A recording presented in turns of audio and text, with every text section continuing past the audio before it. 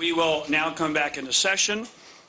We are going to begin the second session of today's hearing on the credibility of credit ratings, the investment decisions made based on those ratings, and the financial crisis.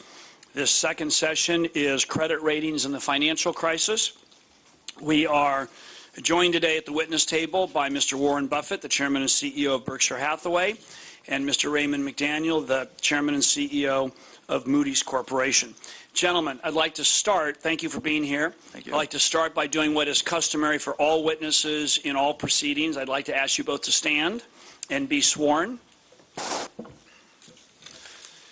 Please raise your right hand. Do you solemnly swear or affirm under the penalty of perjury that the testimony you're about to provide the Commission will be the truth, the whole truth, and nothing but the truth to the best of your knowledge? I do. Thank you very much. We will begin by offering both of you the opportunity to make an opening statement of no more than 5 minutes. I don't know if I know that Mr. McDaniel has prepared a statement, and I don't know, Mr. Buffett, if you want to avail yourself of that opportunity.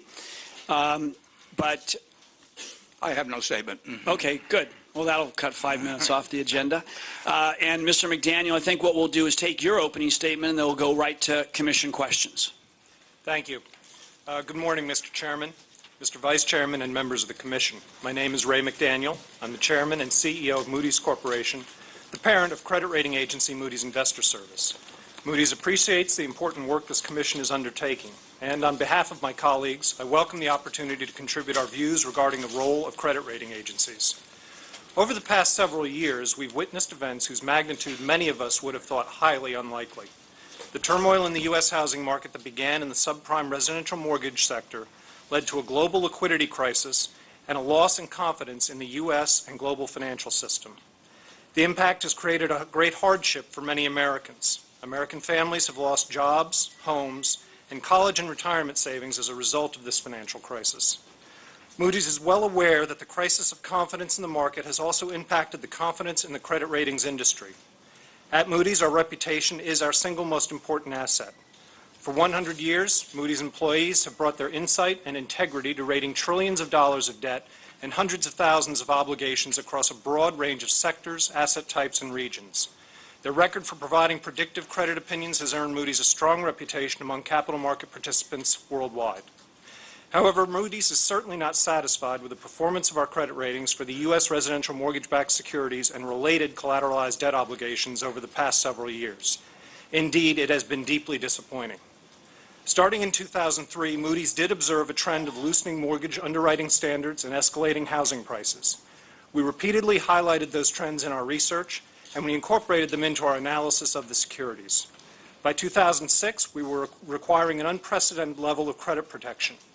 However, neither we nor most other market participants, observers, or regulators anticipated the severity or speed of deterioration that occurred in the U.S. housing market or the rapidity of credit tightening that followed and exacerbated the situation. And even our enhanced credit protection requirements were insufficient to ensure rating stability. Today, with the benefit of hindsight, many observers have suggested that the events that ultimately came to pass were inevitable and easily predictable. As they were occurring, however, various outcomes were considered possible. Market experts in both the public and private sector had differing views about the ultimate performance of the U.S. housing sector and its potential effect on the rest of the economy. These questions persist today. The economic downturn exposed serious vulnerabilities across the infrastructure of the global financial system. For Moody's part, there's been an intense level of self-evaluation over the past few years. Members of my management team and I have solicited ideas and perspectives from both inside and outside the company. We've sought to better understand what caused the poor performance of our ratings in this sector, and we've sought to improve the assessment of credit risk in a fast-changing and unpredictable market environment. We've undertaken numerous initiatives to improve the credibility of our ratings and strengthen their quality, transparency, and independence. These actions are extensive and have occurred in 6 principal areas. We have strengthened the analytical integrity of our ratings, enhanced consistency across rating groups, improved the transparency of ratings and the rating process, increased resources in key areas, bolstered measures to avoid conflicts of interest, and we continue to pursue industry and market-wide initiatives. In each area, we've made good progress. Still, I believe that more can and should be done. We wholeheartedly support legislative and regulatory reform efforts that will reinforce high-quality ratings and enhance accountability without intruding into the objectivity and independence of rating opinion content. At Moody's, we are firmly committed to meeting the highest standards of integrity in our rating practices, quality in our rating methodologies and analysis, and transparency in our rating actions and rating performance metrics. Thank you. I'm happy to respond to any questions. Thank you very much. All right, we'll begin with the questioning. So, and I will, as custom, start and then move to the Vice Chair and then the members who led this research and investigation effort into credit rating agencies. Let me start by saying the two issues I'd like to probe with you gentlemen today are really the following. First of all, business and management practices, corporate responsibility, management accountability, for starters. Second issue I'd really like to look at and talk with you about is the model for credit rating agencies in the financial markets. So, Mr. McDaniel, let me start with you today. And let me ask you very directly. And by the way, the reason I want to say that these issues of corporate governance, leadership, accountability are important is in trying to assess how we had this run-up to the financial crisis. We have found over the course of months that there's a lot of fingers pointing away, very little self-examination. So let me start with you. Under your leadership, there were, in the end, for whatever reasons, very significant failures at Moody's. The product that your company offered, which are ratings, for the benefit of investors, proved to be highly defective, and not just by small measure, but by a large amount. 83% of your AAA-rated securities in the RMBS area in 2006 were downgraded. In 2007, 89% of those which were investment grade rated were downgraded to junk. And massive downgrades, I ought to note, started in July 2007 when housing prices had declined just 4% from the peak. Some have said that the very enterprise was fraudulent, if not in a legal sense, but in a practical sense, because the products did not closely approximate what they represented to be. If we had flipped a coin with respect to your 2007 ratings, it would have been 5 times more accurate in terms of the result. Your shareholders have lost 73% of the value in the stock from the peak to today.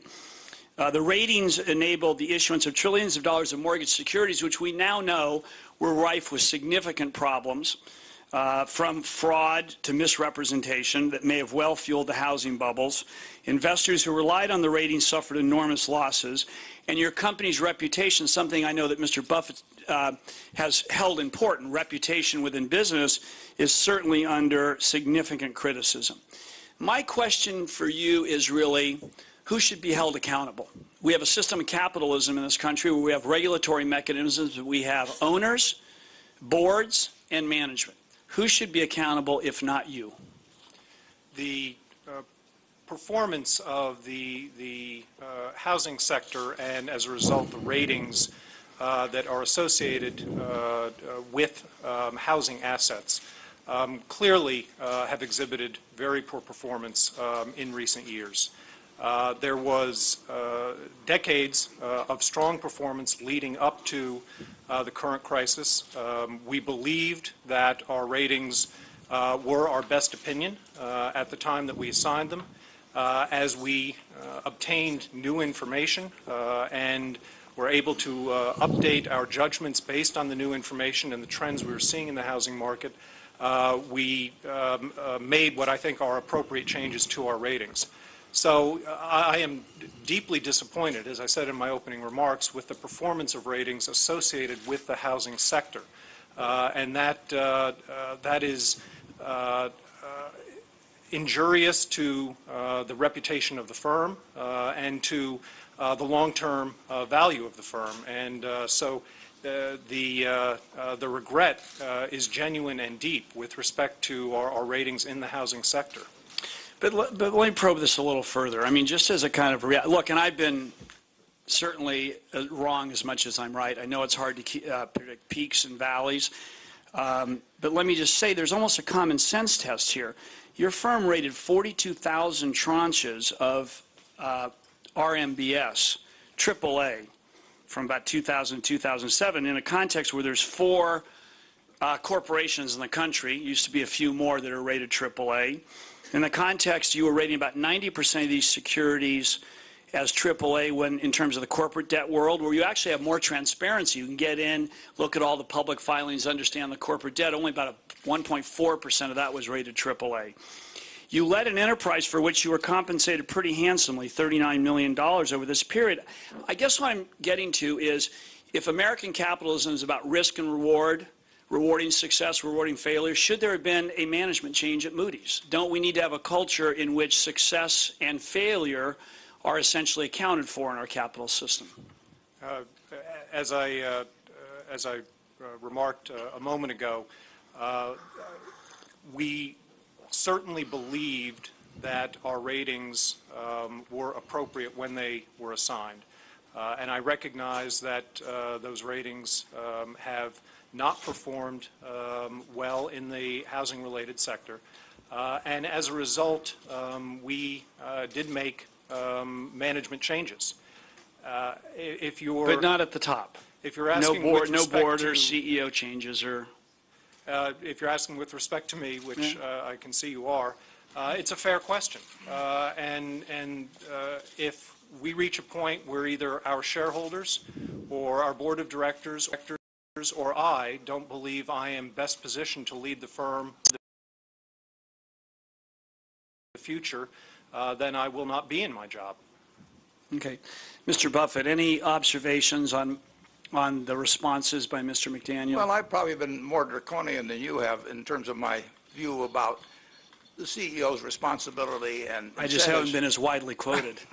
Well, in terms of financial institutions that have failed and are required assistance by the federal government, I think that when society has to step in to save institutions for societal reasons, that the CEO should basically go away broke, and I've said I think his spouse should go away broke. I mean, I think there ought to be a real downside, and I think incentives are an important aspect in behavior.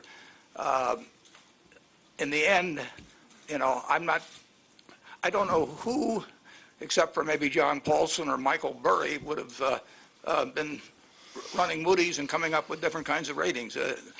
There was the greatest bubble I've ever seen in my life, and I've read about bubbles all the way back to the tulip bubble.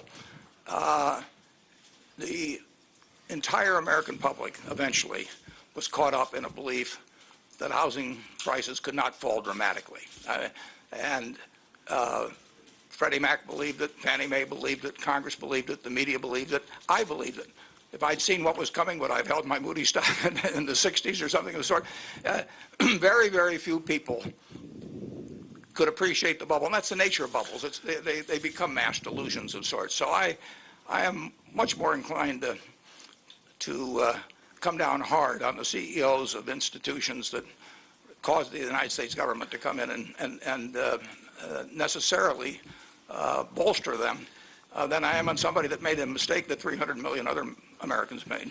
Well, but let me probe that a little, because, you know, I just want to say for the record, I do think around the country there were people who thought the bubble was unsustainable. I don't think there was a secret here. There were a number of experts, whether it was Robert Schiller or Mr. Rabini or Mr. Baker, Dean Baker. There were a number of people who saw this bubble. We did have this unprecedented rise, 89% in home price appreciation in 7 years, something we had never seen historically. But kind of, you know, moving beyond that for a minute, the rating agencies did play a fundamental role in accelerating essentially the securitization, and therefore someone would argue the origination of products that tended to be highly deficient. We're talking about low teaser rates, negative amortization. There was a warning in 2004 from the FBI that mortgage fraud becomes so epidemic that if unchecked, it would result in a crisis as big as the S&L crisis. I mean, there were many red and yellow flashing lights along the way. There is a country song by Don McLean where he says, when the gates are all down and the signals are flashing and the whistles are screaming in vain, and you stay on the tracks avoiding the facts, you can't blame the wreck on the train. Wasn't the role of the rating agencies, though, to be referees in a game that got out of control? You told our staff that, well, gee, if they had not done the ratings, they would have been howled at by Congress. But don't we expect referees to make the call, Yeah, even if they're going to get booed? Yeah, and they made the wrong call. I mean, they basically believed, as most of the American public did, and you couldn't have had this size bubble without overwhelming. And the Cassandras were there, but who was going to listen to John Paulson in 2005 or 2006 or Michael Burry? I mean, it didn't mean anything. And, you know, and look at me. I mean, I was wrong on it, too. I recognized that something pretty dramatic was going on in housing, but I actually called it in the annual meeting when I got a question on it, a bubbleette. Well, that was a terrible term to use. It was a four-star bubble, and the rating agencies missed it. And, you know, as I say, you know, you could look at the March 30th, 2007 report to Congress by OFEO, which had 200 people overseeing Freddie and Fannie, and they basically gave them a green light on asset quality. Well, I actually think I take a different view that if you look at OFEO's reports, which we've had access to, they raised a number of issues. But moving on from that, you said the ratings business was a wonderful business. You've said that, you know, as a matter of fact, because it's a duopoly, little capital required, enormous pricing power. Turned out to be good for a short time, not necessarily, I think, the model that works best for the marketplace. But I want to return to this matter of corporate governance and accountability. You are the largest shareholder, and I realize by all accounts you were not in fact, describing you as not particularly active would probably be too aggressive. You had very infrequent contact, I think only twice with Mr. McDaniel, and maybe a little with Mr. Rutherford when during the years he would come to visit you. But I want to probe the responsibility of shareholders. This was a company where 50.5%, I think, of the shares are held by 5 large owners. You had this tremendous spike in revenues coming from structured products. We've heard today from, and in the course of our interviews, a lot of concerns about the change in culture at Moody's, the pressure for profits, sacrificing ratings quality. I guess I would ask you, what do you think are the appropriate roles of shareholders and boards of directors in monitoring companies? What responsibility to kind of look into the culture, problems that are arising, and did the board and the shareholders do what they should have done in this respect? Yes, in 2006, I was not sitting there thinking that the housing bubble was going to get as large as it did, or as it was actually, and that it was going to burst. And like I say, if I had, I probably would have sold my stock. Yeah. So I want to keep at this a little. I mean, given the dramatic consequences that have happened here, and I do think there have been reputational damage. I think you once famously said it takes 20 years to build a reputation, 5 minutes to ruin it. If you actually think about that, something like you'll do things differently. I guess the question is, in the end here, the ratings were wrong. There are reputational issues. There's been a massive loss of shareholder value, and the whole business model's come apart. I mean, should there be a new board? Should there be new management after this kind of change? I would say that in this particular case, I think they made a mistake that virtually everybody in the country made. And going back to that OFEO report, March 30th of 2007, it was reported the enterprise's overall asset quality is strong. That was March of 2007, and all they owned was mortgages.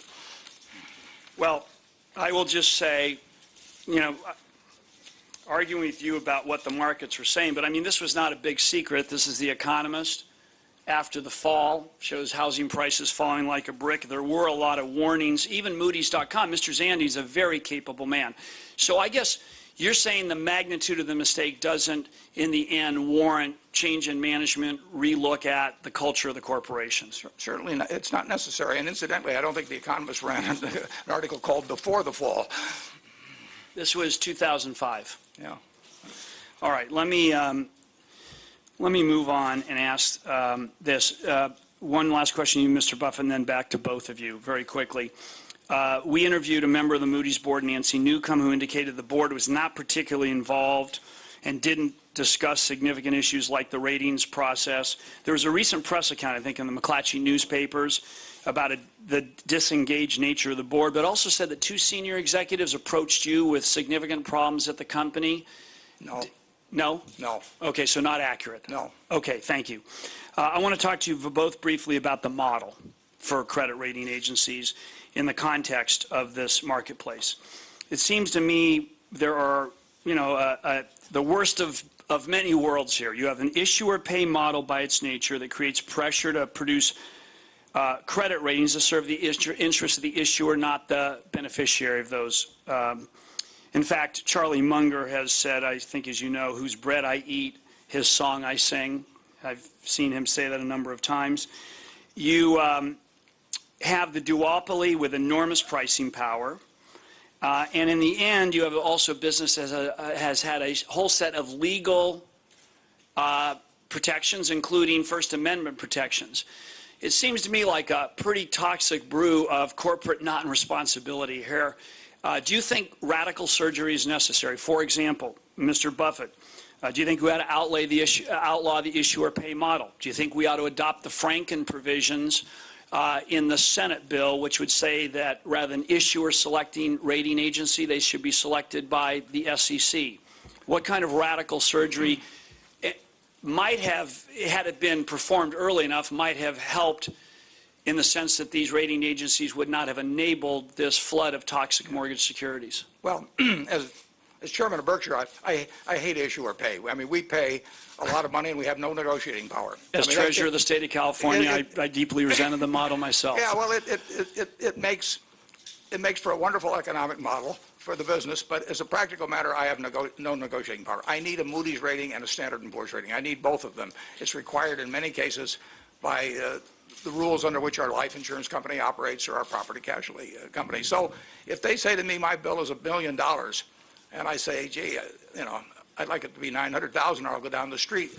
Essentially, there is no down the street, and that's the nature of it. Now, if you go to something other than user pay, it gets very tricky because who am I, if my daughter's going to buy a $10,000 municipal bond, is she going to pay for a rating for somebody? No, she'll hear the rating someplace or be published in some book. But UL does it, United Labs now, that's a nonprofit model, so you don't have the profit pressure. Consumer Reports does it. Is this a broken model? Well, if Consumer Reports would want to rate bonds and people would accept those ratings, I suppose it could happen. But it would require a pretty fair expenditure of money to rate thousands of municipalities and thousands of corporations. Okay. So I'm not arguing that this is the perfect model. I'm just saying it's very difficult to think of an alternative where the user pays. I'm not going to pay. What about selection of raters by other than the issuers, for example, by a panel? Yeah, well, in effect, you've got selection now by directive. And in effect, I am told by the Nebraska Insurance Department, which raters I have to use in terms of establishing. But what about that as a change? Might that have obviated some problems? Should it be done, and might it have obviated problems? I don't know the answer to that. It would, the wisdom of somebody picking out raters, is that going to be perfect? I don't know. Okay. Well, there are several alternative business models that rating agencies operate under. The largest rating agencies operate under an issuer pays model. And I think it's important for us to acknowledge and recognize that any business model in which the fee payor has an interest in the outcome is a model that has potential conflicts of interest, and that those conflicts must be managed transparently and properly. But can they really, if Fannie Mae and Freddie Mac, since you raised OFAIL, I mean, here are institutions that had this push-pull. They had the mission, but also the profit motive. The profit motive is pretty powerful, both on the issuer side and in terms of your business model. Can it really be overcome? I mean, it's nice to say that it's like transparency. Everyone loves transparency, and then they also say we can handle our conflicts. Is it really resolvable? Because it doesn't appear to have been based on this latest period. Well, the poor performance of ratings from the 2006-2007 period in residential mortgage-backed securities and other related securities, housing-related securities, has not at all been replicated elsewhere in the business. So to the extent that there is a concern that we cannot have superior ratings quality, even in the midst of a severe economic downturn, I think is a misunderstanding. And as I said, because the parties that are willing to pay fees for ratings, whether it be issuers or investors or governments, have an interest in the outcome of those ratings, I don't see how to avoid potential conflicts of interest. And we also, under the issuer pays model, have an important public good that is produced, which is the ratings are made available to the general public for free. There is no selective disclosure of the ratings. Large institutions do not have an advantage over smaller institutions or individuals in terms of the access to the ratings. And I think that's an important public benefit. Okay, but I want to probe this because this goes to management. Now, look, this structured products division was a cash cow. I mean, this is a classic case. Sometimes if it's growing like a weed, maybe it's a weed. I mean, you went from about $100 and some million in revenue in this section to $700 million. And there are questions about whether you staffed up enough to do it. It became 53% of your revenues. I mean, it became a huge part of your business to say, well, we did find out we just missed here. I mean, the miss was huge. I mean, 90% downgrade. I mean, even the dumbest kid in the class gets 10% on their exam. I mean, it seems to me that the resources were not applied to understanding these products. I mean, I happen to come from the real estate business. I asked your folks earlier today, did you actually have due diligence teams that went to the ground to places like Riverside or Bakersfield, where Mr. Thomas is from, or Sacramento, where I'm from, and take a look at the borrowers, the nature of the home markets? It doesn't seem to me you built in the capacity from a management standpoint to really do structured products well. I mean, this was a huge new industry that, yes, brought in revenue, but it doesn't seem to me from a pure management perspective, and I think this is my point, Mr. Buffett, it wasn't just a mistake, that the resources to understand this were put in place. We've spent countless hours here trying to understand the modeling, and the truth is, if you look at the modeling, data was put in that was relatively, frankly, incomplete, inadequate. There was a lot of human judgments, but there wasn't a lot of ground-level due diligence, in fact, none other than visits to originators. So isn't that a significant management failure to not have built in the capacity? Might you have missed this less had you been truly on top of this in terms of understanding the products? I think that we certainly believed we were on top of this, and we believed that the information that was being made available was adequate. There are other parties in the marketplace who have other roles and responsibilities with respect to valuation of properties and review of mortgage applications. So we are analysts. We consume that information. We believe our role is to look at the information and look at the data and process that as part of our rating committee analytical process, not to replicate or duplicate roles that others in the market Which they didn't do. Which they didn't do. It would appear that in some cases they have not. No, they didn't do it. They didn't have fraud detection. Underwriting standards went to hell in a handbasket. Mr. Buffett, any observations on whether this was just a pure modeling mistake or whether, in fact, it was also a lack of attention in terms of the depth of due diligence? I mean, can I say something? You're a big advocate. Let me just kind of, you're a big advocate. Do your own due diligence. Absolutely. So here you have an entity that's a surrogate due diligence provider in a sense. And, you know, even whether people fully rely, having looked at real estate investments, you can ask the third party. But if you're going to outsource due diligence, you would hope your due diligence entity would be doing due diligence. Shouldn't rating agencies, shouldn't they have done actually ground level due diligence, sipping those blizzards at a Dairy Queen rather than just looking at the revenues? They really, looking back, they should have recognized, but like I say, I didn't recognize it, and most everybody I know didn't recognize it. They should have recognized this was a huge bubble. And as I understand it, they had something in the model, and I may be wrong on this, that there wouldn't be a correlation throughout the country of the same experience. And it's true that in the past you'd had housing boom someplace that had been sort of localized, but this was a nationwide bubble. Well, and so diversification among states didn't really make that much difference. It was worse to be in Nevada and Arizona and Florida, but it happened every place. And 91 to 93, we had actually a national 2% decline in house prices because of the big drops in places. And, you know, there is that old line. I mean, you know, one rotten apple can spoil the bunch. I mean, this was an instance where half the apples may have been rotten. I mean, the correlation assumptions, I think, were not very well defined or thought out. Right. All right, I've asked you plenty for right now. Let's move on to the Vice Chairman. Thank you very much. Thank you, Mr. Chairman. Mr. Buffett, notwithstanding the subpoena, I want to thank you for coming. I want to thank you for the subpoena. I wanted you to have a framed copy for your wall. I think it's already up. I think it was good cover, because then you can tell others that you don't want to go to if you got the power, use it. I admire that sort of structure. I also don't have anything for you to sign. But when I was younger, when Monday Night Football began, Don Meredith and Howard Cosell were the team, and Don Meredith would launch in at least once a game with the if ifs and buts were candy and nuts, we'd all have a Merry Christmas. And at this point, I'm not interested in going after the ifs and buts, because there were plenty to go around. I am a very strong supporter and have tried to maintain the argument that behavior has consequences. You can do it when your ability to threaten someone with something, either as an incentive or as a negative, can influence that behavior.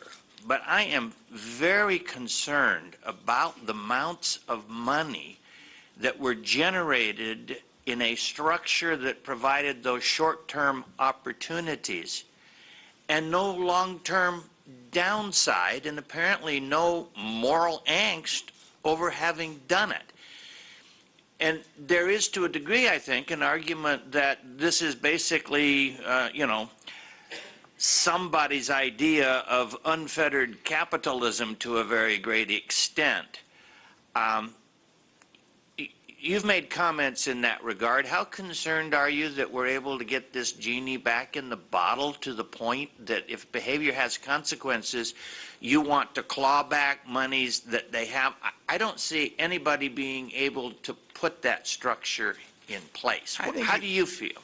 I think it can be put in place, but it requires a whole new level of thinking. But I think you're absolutely right. The incentives affect behavior, and when you run a huge financial institution whose stability or instability can affect the entire society, I think there ought to be a tremendous downside. It's fine if there's a tremendous upside too. I don't have a problem with that. But I think that for if somebody's personal equation as CEO of some large financial institution is that if they ruin the place, they walk away with $100 million instead of $500 million, and if they succeed, maybe they get $1 billion.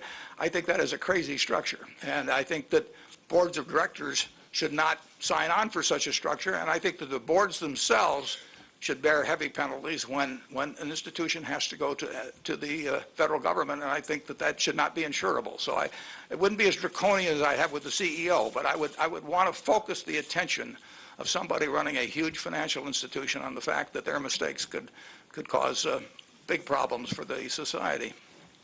Thank you. I thought I got out of the business. I did 32 years, and I didn't think I was going to be back on this side of the desk asking questions of witnesses again. But I said yes to this because of the way this commission has been structured. It's basically my belief that it's just pure public service. I thought it was wise of the Congress to structure us not to look for answers to those ifs and buts in terms of projecting forward what we ought to do, because frankly Congress is trying to address those, and I'll have a question on that in a moment. But our job is just basically to try to explain the financial crisis and do it as accurately as we're able with the resources that we have.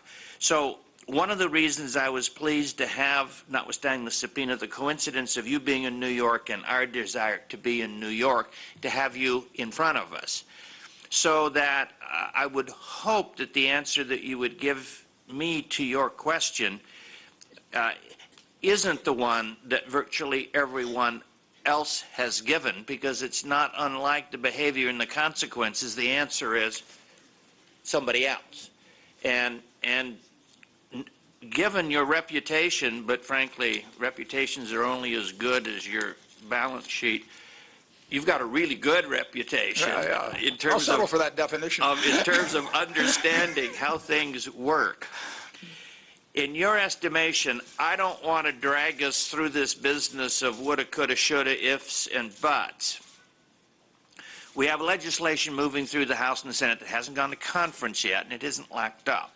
And I have kind of preached to anyone who wants to hear that committees have such narrow jurisdiction that you're not going to be able to solve the fundamental problems, whatever they are, as we examine them, with a single bill that's principally gone through two committees that have roughly the same jurisdiction. You're just not going to hit it. So what I would like you to do, and I would ask both of you that if the Commission provides you questions in writing, would you be willing to answer them, because we do not have the ability in the time we have to get to what we really need to do. Mr. Buffett, would you be willing to do that? Sure, I'd do that. And incidentally, I did have a very good session with your staff that was recorded for 2 hours. And we have that, and we read it. And I really think they did a good job of asking both good questions and good follow-up questions. So I would hope some of the material might be in that record. And we're reviewing it to make sure it is. Mr. Yes, McDaniel? we would do so also. What do you think the House and the Senate has gotten mostly right in the legislation that's moving through Congress, and where, if there are obvious misses, I don't think we need to deal with subtleties now. It might be in some follow-up written questions. Yeah. I haven't read the 1,500-page bills. No one has, including some of the co-sponsors, Sure, so that's a denial that's okay. Okay, but I've got two thoughts, basically, that I think I would address if I were that. One is this question of incentives. I mean, I think it is very important. I think no one has any business running a huge financial institution unless they regard themselves as the chief risk officer. They are responsible for the ship. And if they aren't, they should be willing to take that on. Somebody else should be in that position. So I think there has to be huge downside for the CEO and significant downside for the board if government help is required. The second thing I think is that part of any huge bubble is excessive leverage, and it's very hard to define leverage, because you can have some institution that's 10 for 1 and their assets are all treasury bills and it doesn't make any difference, and you can have somebody that's 3 for 1 and it can be all second mortgages and you got lots of trouble. So it's not easy to define, but the size of the pop of the bubble was accentuated in an enormous way because of the leverage that existed in the system, and some of it was hidden, off balance sheet type things, and but those would be 2 points I would try very hard to address intelligently. Thank you. Mr. Jones, you want to ask a question? Yeah, just one on the kind of incentives upside and downside, and I do want to just return, because you've talked about financial institutions, but the very structure, again, of credit rating agencies, it does seem in the end that there's lots of upside, as a structured product business group, but very little downside. Legal protections. And by the way, I think there's a fine distinction between financial institutions that receive federal money I do too. and, I might add, a credit rating agency that's a full participant in the system that got us there. So wasn't this system tilted in terms of lots of upside and no downside? I think much of corporate America is tilted that way. But you would say that applies to credit rating agencies. I think they I know you're an owner, but come on. No, I think help me here. We've seen significant downside. I mean, there's no question that the mistakes that were made at Moody's and Standard & Poor's have affected both Moody's stock and McGraw-Hill stock in a big way.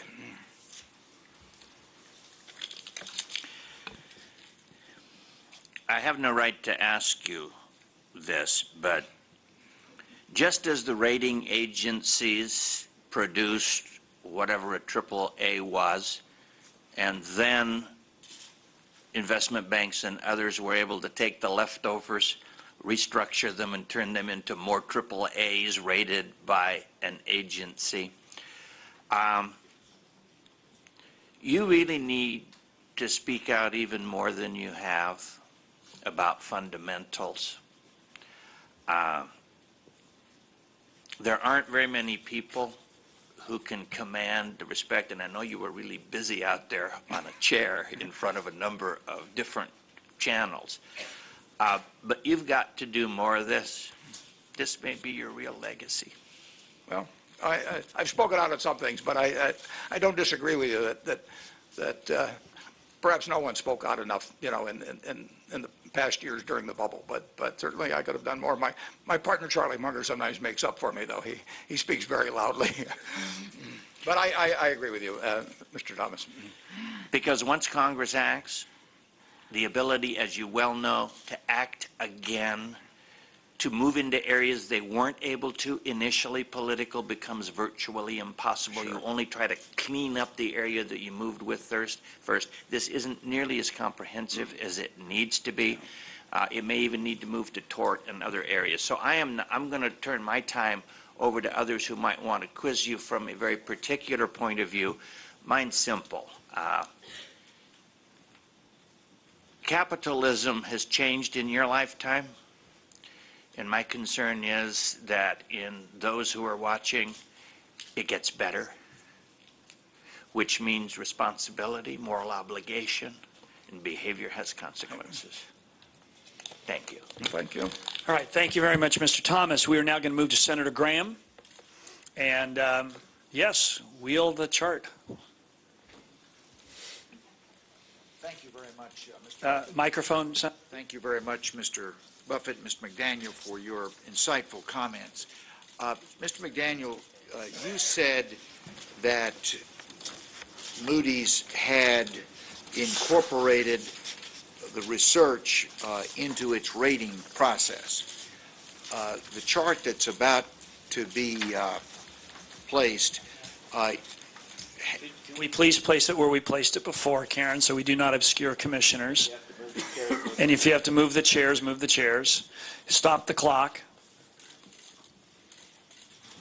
Even though we should charge the senator for this. Not in the Jericho sense, however. The real time keeps ticking. All right. Move on. This chart indicates the mountain of RMBS securities that were rated by Moody's, as the blue and the red are the CDOs, and then in yellow boxes are some important events. The first of the yellow boxes is in October of 2006 when, for instance, on the CDO line, it was something south of $10 billion issued. When Moody's Research Service issued a report of the first paragraph, the executive summary, saying the U.S. housing market downturn is in full swing. New and existing home sales and single-family housing construction are sliding. Inventories of unsold homes are surging to new record highs. House prices are falling in an increasingly number of areas. And the word crash is used to describe the situation in areas of the country which represented about half of the outstanding mortgages. How was that information incorporated into the subsequent rating processes of Moody's? The Moody's analysts and Moody's rating committees have information from other parts of Moody's, as well as information from other firms and governmental services available to include in their rating committee deliberations and their analysis. And they do use multiple sources of information, including the source from moody'seconomy.com. Yeah. Recognizing that this internal document as well as external information is available, the question is how in October of 2006 was this incorporated into the rating process? I don't know exactly how it was used in the rating committees. The concern is that immediately after that dire prediction was issued, the number of CDOs went from $10 billion a month to over $40 billion a month in less than 90 days. It doesn't seem as if the announcement of severe problems correlated with the actions that were taken. I believe that the rating committees would include any information they believe relevant in their deliberations.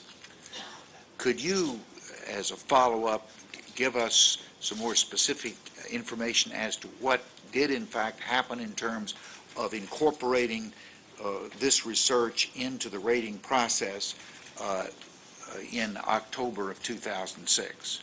Yes. And on my time, can I just amplify that? Because this came from obviously Moody's.com, Mr. Zandi and his team, very well respected. Could you, as part of that, actually do a chronology of what management did very specifically, how folks reacted to that report? Because it's pretty dramatic. It uses the word the market's going to crash in 20 metropolitan areas. So if you could give a very specific timeline about who did what when from the top levels on down. I will do that, and I should just add that I believe at this time, even with the analysis that Moody'sEconomy.com was producing, their expectations were far more moderate in terms of what was going to happen in the housing market than what in fact has eventuated. So I just want to make sure that there's no misunderstanding in the degree of downturn that they were expecting at that time compared to what we've seen. One of my concerns, which is not peculiar to the financial industry or to rating agencies, but seems to be endemic across our culture, is the avoidance of warning signs until the situation degenerates into a catastrophe, whether it's the failure to see the consequences of new technologies in deep water petroleum extraction, but not changing safety and response capabilities, or some of the signs that have led to the financial collapse. The first panel, made up of people who all had experience at Moody's, gave a number of reasons why these warning signals were not acted upon, and those included the desire to increase market share, the lack of ability to walk away from a deal, the lack of human resources to keep pace with the rapid increase in the number of CDOs that were being evaluated, the lack of adequate independent research capabilities, the fact that the banks were misleading the rating agencies and manipulating the process. Those were some of the items that were listed. Do you concur with that list, and are there other items that you would add to the list of why were the warning signs missed? There are some things I would concur with and some others that I would not. To highlight two that I think are important. First of all, we agree that having a robust, independent research and credit policy function is important. And we have made changes in both the number of individuals and the independence of the credit policy function over the past 3 years. Excuse me, could I ask, one other issue was the fact that the committees that were doing the rating seemed to be devoid of people either from the real estate industry or from the banking industry, and therefore had little personal capacity to evaluate what was happening in those areas. Have you taken some steps to broaden the pool of background on the rating committees? That, again, in the category of lessons learned, greater cross-disciplinary expertise in rating committees, I think, is important, and we have made important strides in accomplishing that, and I think we've made very good progress. Could you give us some information on that subject, because we asked the first panel for what was the status of those rating committees during the period of 05 forward? Yes. With respect to being unwilling to walk away from a deal, I believe was one of the comments that you had related. I simply disagree with that.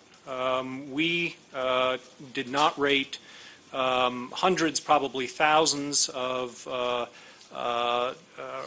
residential mortgage-backed securities tranches, particularly the junior securities. Even though we looked at them, our opinions were not such that the issuers wished to have those opinions, and we did not rate those. We have sat out entire market sectors for credit reasons, where we have credit concerns. That is because the ratings quality is paramount. We don't always get it right. Predicting the future is an uncertain process. But I think that there has been a misunderstanding of our willingness to stay out of markets where our credit opinions are more conservative or we have credit concerns. What about this issue of misleading or manipulative activities by banks? Well, certainly, if we're aware of anything that is misleading or manipulative, we would not use that information or pursue rating a transaction with an institution that's providing that. Well, the testimony that we had was that the banks would not disclose information which was requested, and the analysts didn't feel that they could push back against the banks to make that a requirement of their issuing the rating. Our methodologies are, I believe, clear in terms of the information that we need to rate an instrument, and I believe that we pursued that information consistent with our methodologies. There may be additional information that would be interesting to review, which may or may not have an influence on our thinking on credit, but certainly we would look to have all of the information that is consistent with our methodological approach. Mr. Buffett, this is a broader question, but I know you have an excellent reputation of being the risk manager for your firm, and you feel, as you've said today, that you feel that's a principal responsibility of the CEO. Why do you think that, as a society, we seem to have missed so many signals across a range of areas?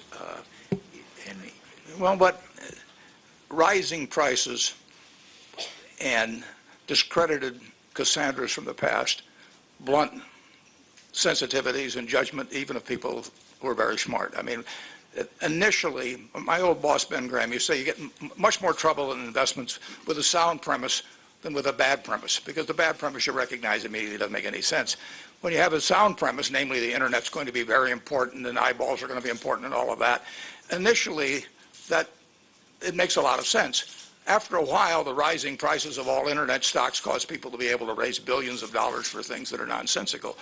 A home is a sound investment. I mean, it is 66 or 67% of the people are going to want to be in one. And if you believe house prices are going to go up next year, you're going to stretch to buy one this year. And the world enabled people to stretch. After a while, rising prices became their own rationale, and people decided if buying one house was a good idea, buying three houses was a good idea. If buying a house you can afford is a good idea, buying a house you can't afford is a good idea because it's going to go up in price. And people who lent money said it doesn't really make any difference whether the guy's lying about his income, because if the house goes up in price, we'll get our money back anyway. So rising prices are a narcotic that affect the reasoning power of up and down the line, people even that should have had the experience. Isaac Newton, participated in the South Sea bubble originally, got out, and then he couldn't stand prices going up any longer, so he went back in and got cleaned, and this is a fellow that generally was regarded as being pretty bright. So rising prices are, eventually, we had it in farmland in the Midwest, and it was a worse recession for us than this housing recession, because people just felt they're not making any more farmland, there are going to be more people, they're going to eat more, farmland's going to get more productive. And the rising prices eventually created their own destruction. On my time, just quickly, but okay, if it's a narcotic, but don't we expect that regulators, credit rating agencies, not partake of the narcotic? Isn't that their role? Well, you would hope so, but it's not easy to to avoid. I mean, Well, still, but you don't want your police trading in crack. I mean, you want them stepping back. Yeah, and we had Chairman Greenspan talk about irrational exuberance in 1996. But with the power of his podium and everything else, we had a great internet boom after that. I know, but that was the nature of my questions about who's responsible: regulators, shareholders, boards, management. Someone must be. I'll turn it back to. I want to ask a different question, Mr. McDaniel. During this period of the last 5 years, how frequently did representatives of various regulators, from financial institution regulators to the SEC, visit Moody's to talk about your rating methodology and to inform themselves as to what it was that you were doing? They're the ones who have imposed regulations requiring the use of your rating services. How close a supervision or at least monitoring of activities did they maintain? Pursuant to the Credit Rating Agency Reform Act of 2006, which became effective in, I believe it was September of 2007, there has been multiple inspections and reviews of our rating processes and practices by the Securities and Exchange Commission. Prior to that period, the oversight was less intensive because there was not a regulatory framework that the SEC was operating under for an inspection and review regime. Prior to that legislation, are you saying they did not seem to think that they had some responsibility, having mandated or given strong incentives to use the rating agency's products as part of the management of regulated activities, that they had some responsibility to be aware of what that rating constituted and how it was being assembled? I can't speak for the Commission, but I believe that the regulatory oversight opportunities were more limited prior to the legislation passing, and so they were not as extensive in their oversight of Moody's or the industry. Thank you, Mr. Chairman. Thank you very much, Senator Graham. Mr. Wallison. Thank you, Mr. Chairman, and thank you both for coming here, even one under compulsory process, but voluntarily still. Thank you. And let me start with you, Mr. McDaniel, and you were here this morning for the earlier panel. I heard most of the earlier panel, not all of it. I just was wondering whether you heard anything about your company that was a surprise to you or you did not know. The issues that were raised by some of the individuals who are more critical of the company, I have heard before, and in fact we have investigated those issues previously, including through use of an external law firm, and found the concerns that were raised to be without merit. Well, there was this question, I thought, of enhanced, what you, I think, referred to when you were talking about enhanced analytical integrity. I think you were getting at the point that there were pressures, perhaps, on the talent that you have, the analytical talent, to produce ratings. Is that what you meant by enhanced analytical integrity, and what did you do to prevent that from happening? Well, in the context of my prepared remarks with respect to enhanced analytical integrity, I was referring to some of the actions that we have taken since 2007 to separate, for example, our credit policy function from the line of business ratings analysts, to have more cross-disciplinary participation in the rating committee process, and to create further separation of any person who is involved in commercial activities for the firm from people who are involved in analytical Let's activities. talk specifically about this one issue, and that is, are analysts now permitted to talk to issuers or the representatives of issuers? Is that still permitted? Yes, analysts do speak to issuers. And you're not concerned that there are pressures brought on them as academics or people who are academically inclined by people who are much more ambitious and forceful? That is not that you don't see that as a problem? I think the communication between an issuer of securities and an analyst of those securities is important and should continue. The analysts may have questions about financial information or management strategy at the issuer, the issuer's future plans with respect to its capital structure, et cetera. So I do think those communications for purposes of creating the most predictive credit ratings we can produce are useful. Is there a manager who oversees the analysts and can be available for discussion of these issues? There are managers who oversee our analysts, yes, and they would be available. Mm-hmm. Let me ask you one final question, a very general one, and that is, what is your view of what caused the financial crisis?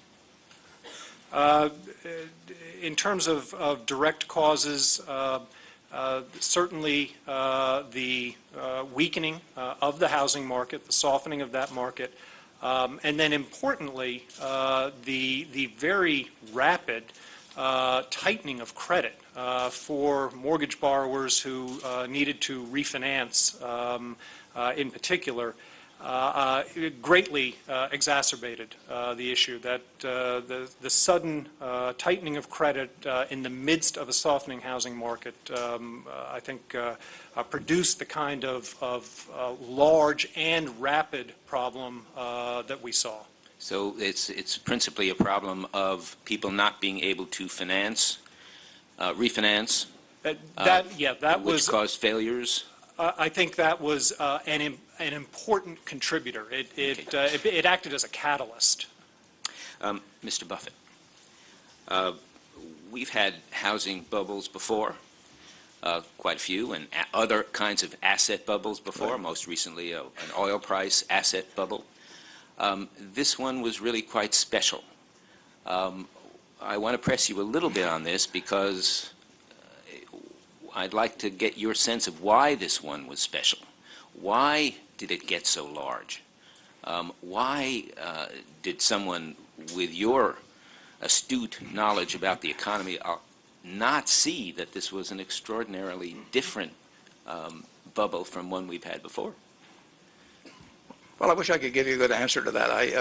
It was really the granddaddy of all bubbles, and it affected an asset class of 22 trillion. You know, I mean, it hit everybody. And Mr. McDaniel mentioned people refinancing. I mean, they were betting on the fact that the following year that they couldn't make the payments, they could refinance, and of course the figures show that by the hundreds and hundreds of billions that happened. But when it gathers momentum, the internet bubble went further than I would have thought it would have.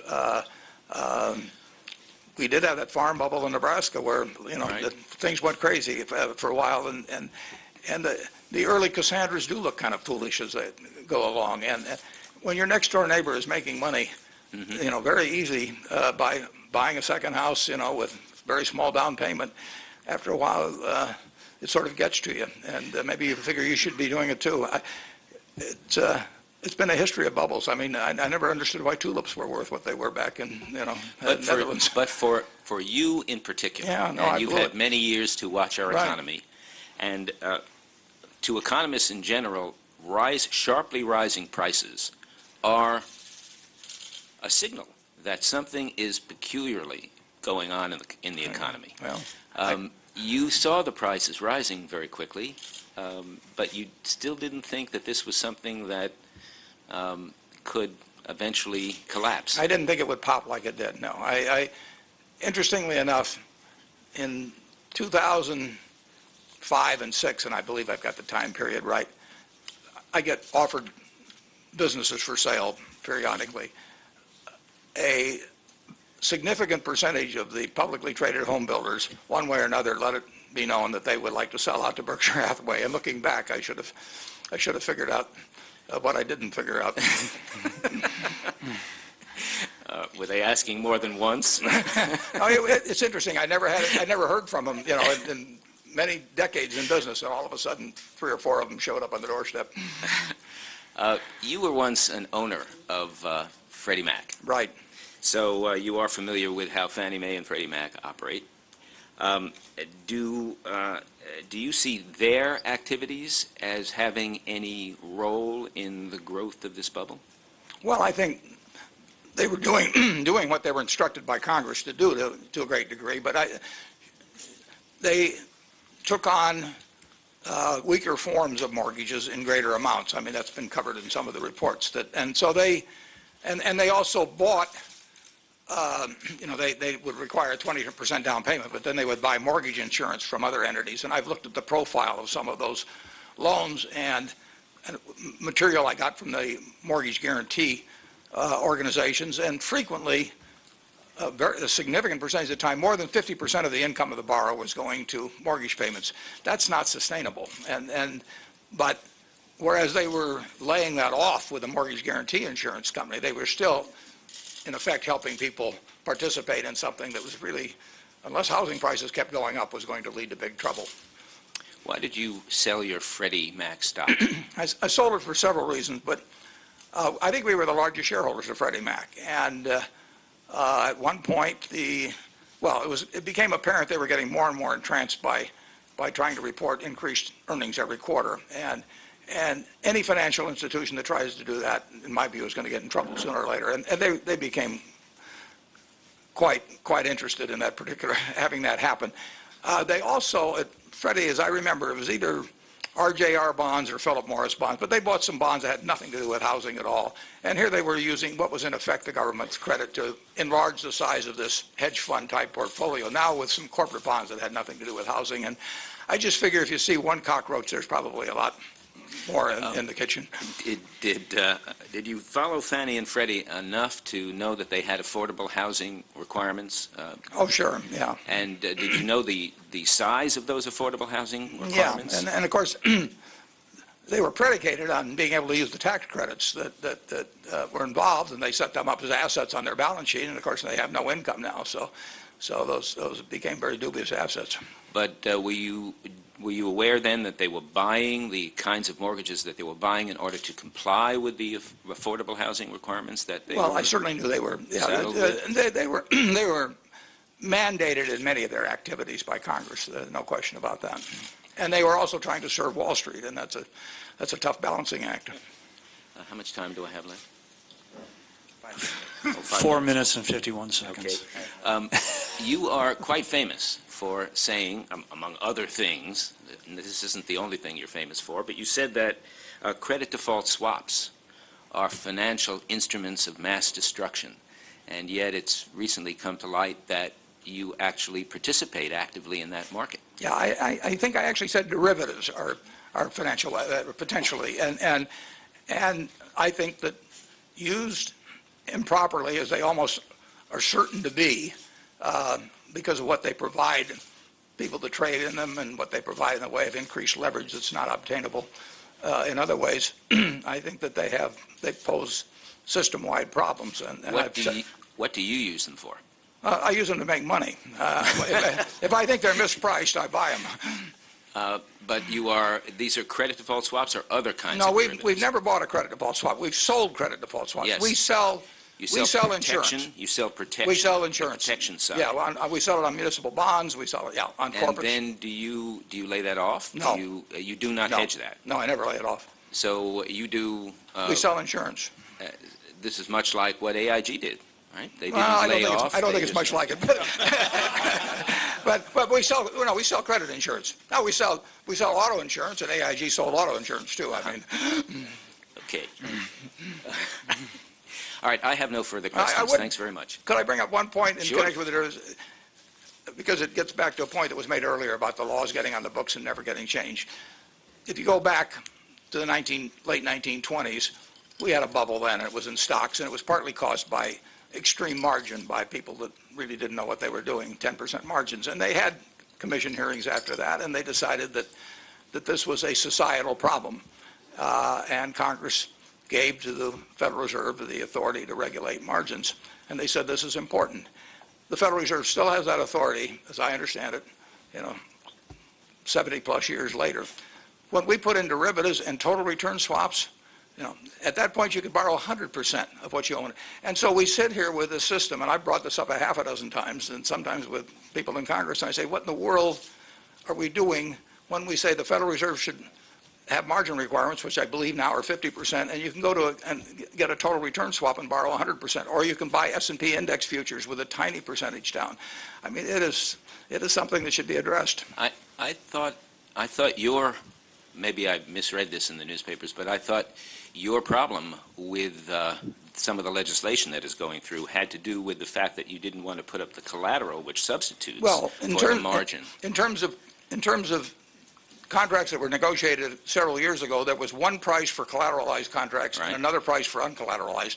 We simply, and incidentally, Coca-Cola, Anheuser-Busch, thousands of companies negotiated under that basis. We say if we're required to substitute an uncollateralized contract and make it a collateralized contract, before we send that money to Wall Street, we should get paid for the difference in those two types of contracts, because they are two different contracts, just like changing the price or changing the maturity. And there's a very significant difference in price. And not only we, but hundreds of end users would be required to send money to Wall Street firms, contrary to the contract they originally negotiated, and contrary to the price differential that existed between those two types of contracts. So you don't have any objection to doing it in the future when you use no, not in the least. I don't even object to. I object to selling one kind of a contract and having changed into another kind of a contract without getting paid. Okay, thank you. And Mr. Wallace, if you can flip that mic off. Thank you. Thank you very much, gentlemen, for joining us. I'd like to start with Mr. Buffett, largely because my 90-year-old mother is watching, and she'd be very disappointed in me if I didn't acknowledge your seniority. There you are. I take it that one difference between AIG's selling of credit insurance and yours is that you charge enough to cover the risk that you're undertaking. Is that fair to say? That's fair to say, but additionally, we only take on risks we can handle ourselves. So we only have about 250 contracts or so total, and if everything goes wrong, we can easily handle it, and that was not the case with AIG. Indeed, it was not. I want to address a general question which I've sort of been putting at a lot of these hearings about how we might restructure the incentives in the market system to try to avoid these kinds of crises in the future. You said, Mr. Buffett, that you liked this business at Moody's because it had pricing power, it was a natural duopoly. This gentleman, Kolchinsky, who testified a little earlier today, who's a subordinate of Mr. McDaniel, said that in many ways the incentives for rating agencies have become worse since the credit crisis. There are now more rating agencies, and they are all chasing significantly fewer transaction dollars. The new controls put in place by regulators are too weak to significantly alter this dynamic. And then there's a quote that you also had in your testimony that you gave privately to our team. Market systems produce strange results. In Wall Street in general, the capital markets are so big, there's so much money, that taking a small percentage results in a huge amount of money per capita in terms of the people that work in it, and they're not inclined to give it up. And then one last quote I want to read to you. But I will tell you that, quote, whenever I hear the terms modernization or innovation in financial markets, I reach for my wallet. It's usually what they mean is revenue producing. So we've seen a number of things go on in the marketplace. And you've also said that everyone should have a lot to lose in this marketplace. Well, really, in this securitization process, we've discovered through the course of our hearings that really almost everybody involved has nothing to lose.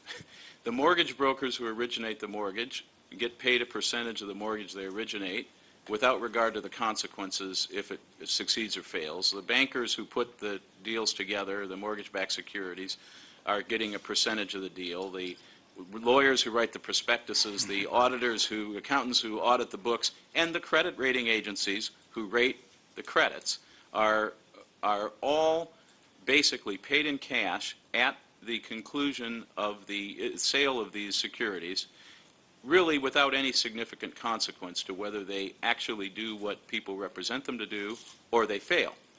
And one thought that some people have suggested is that rather than pay all these market participants in cash, that you might increase the likelihood of diligence being properly done if you paid them in the securities themselves. So if you're getting whatever, 10 basis points of the dollars, give the security to booties so that you know that you're going to live with that security for a long time. You're going to be long in it. You can bonus the people that did the job with the same security. If they succeed, they get 7% interest per year for 10 years, then they get their money back. Okay, what do you think about that idea? Or I like it. I put it in a deferred account and have an index of all the things in which they participated become the index factor that's applied to that deferred account when it's finally paid out at some point. You have to. And I think the most can be achieved actually by getting, at the very big institutions, the CEO and the boards where they've got real downside. But I can tell you, I was at Solomon, almost 20 years ago, and trying to put in a new compensation system in Wall Street can be very difficult. But I don't retract any of those earlier remarks. I agree with them. Well, I asked it of Jimmy Case at Bear Stearns, Kane rather, and said that. That's a great idea, but they're not going to like it, is what he said. So, I mean, I guess it seems to me that and I want to go back to what happened at Moody's to some extent, because really, 100 years ago, John Moody started rating railroad bonds, which you know a lot about, right? Relatively simple instruments. Now, Moody's is rating exceedingly complex instruments. And some of the financial incentives, maybe I should turn to Mr. McDaniel on this question. Some of the financial incentives, it seems to me, are skewed in favor of your properly rating, besides the fact, the obviously glaring one, that issuers pay. But in your pricing, I learned from our investigation that on RMBS, on residential mortgage-backed securities, you charged 4.75 basis points for those tranches that were rated senior of the dollars in those tranches, and 3.50 basis points for the tranches that were rated subordinate, which it seems to me gives a skewed incentive for you to put more dollars into the senior tranches and less dollars in the subordinate tranches, because you're going to make almost 40% more per dollar rated in the higher rated ones, which is similar to a difficulty we've discovered in the mortgage brokerage situation, where mortgage brokers sometimes were compensated at twice the rate, as the percentage rate, for generating a mortgage that had a higher interest rate payable to the lender than a traditional mortgage, which then incentivized them twice as much to direct borrowers into subprime mortgages and high interest rate mortgages who might otherwise qualify for regular traditional ones. Mr. McDaniel, do you think that's a problem? And why, if you could tell us, did you actually structure the fees payable to Moody's in that way that gave you more if you rated them senior than they would if they were subordinate? Well, I think as you heard from the panelists earlier today, first of all, they were not aware of a difference in pricing in their deliberations or analytical work and rating committee work. And secondly, although I have not had an opportunity to do a comprehensive check, I did go back to look at RMBS applications in 2006 and 2007, and the basis point fees were identical for senior and junior tranches. Well, our people say that they changed it in 2007 to flat, to 3.5%, which incidentally is a reduction in pricing power, 3.5 basis points for all the way across in RMBS, starting in 2007 forward. But 2006 prior, it was a differential. I was able to look at 2006, and it was identical in 2006 as well. Then we'll have to. Maybe as I said, I did not have a chance to do a comprehensive Maybe you check could. of this. Maybe you could check that out and report to us on it. Yes. The other point I think is that you got 9 basis points for rating a CDO, which is again more than twice as much as you got for rating an RMBS, which is sort of unclear to me how that could be. And does that then incentivize you to do more CDOs? Because you do a $1 billion CDO, you're going to make almost $1 million in fees. And is it really that much harder to rate a CDO than it is to rate an RMBS? Well, I'm not a CDO analyst, so I can only respond with respect to the overall approach. And if there is an opportunity to charge fees that the market will bear, I think we would do that. We have fees that range from very, very modest, particularly in the municipal bond sector, small municipalities, to fees that are much more substantial for large corporations and complex securities. Right. Let me try. I want to press you a little bit on it. Mr. Buffett, did you have a comment on that? No, I was just thinking I was looking for the modest ones. I haven't found them yet. Modest fees that they referred to. Right. There aren't too many. I don't seem to find them either. Looking back to this chart that Commissioner Graham brought in front of you, it strikes me that when you look at this, in the face of contradictory information, the actual number of deals rated in both CDOs and residential mortgage-backed securities goes up dramatically. And really, even after you've had 4 or 5 major downgrades, I mean, significant downgrades, you're still rating a whole bunch of deals that come forward. And I think that I'll sort of give you a pass to some extent on nobody knew that the market was going to go down as fast as it did, and everybody was basically, I don't remember what your term was, Mr. Buffett, that everybody was believing in this bubble. But once you get contradictory information, don't you then have an obligation not to go forward? And to be honest with you, it looks to me, given now that there's so few transactions in the marketplace, that what you were really trying to do was get these deals done so you could mop up the last bit of the gravy before they took the plates away. I mean, this is not, these deals are not out there anymore. There's not 9 basis point fees to be made on $1 billion CDOs every day anymore. And the fact that you did it in the face of contradictory information seems to me to be highly troubling. Do you have a thought on that? As long as securities are being offered to the marketplace, I think we have an obligation to try to offer our best opinion on those securities.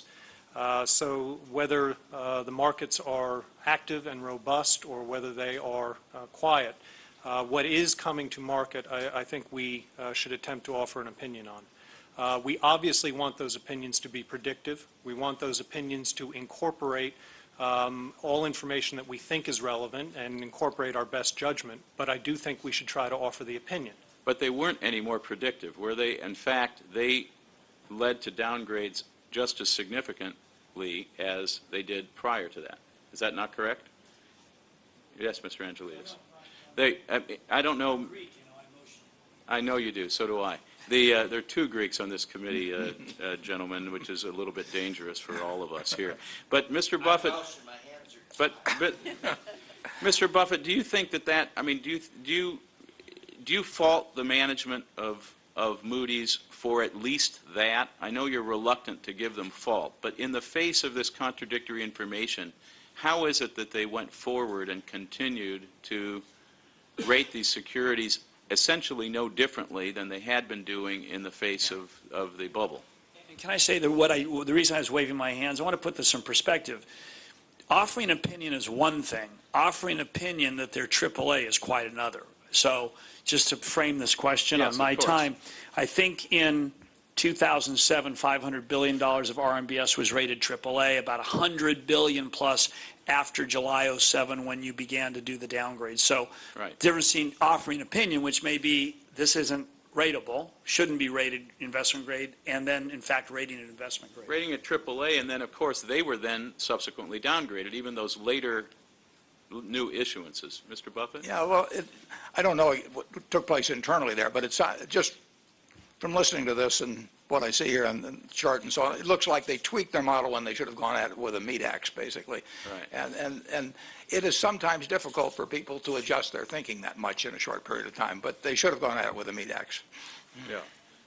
Okay. Especially if they're on narcotics, correct? Well, that's right. I mean, there are too many mixed metaphors here Yeah, on occasion. But I guess I'd like to ask you, if I could. I know you've testified in your internal testimony that you thought that the government made the right decision in backing up these companies, that the markets really needed reassurance at the time. This is a more generic question, not having to do with Moody's.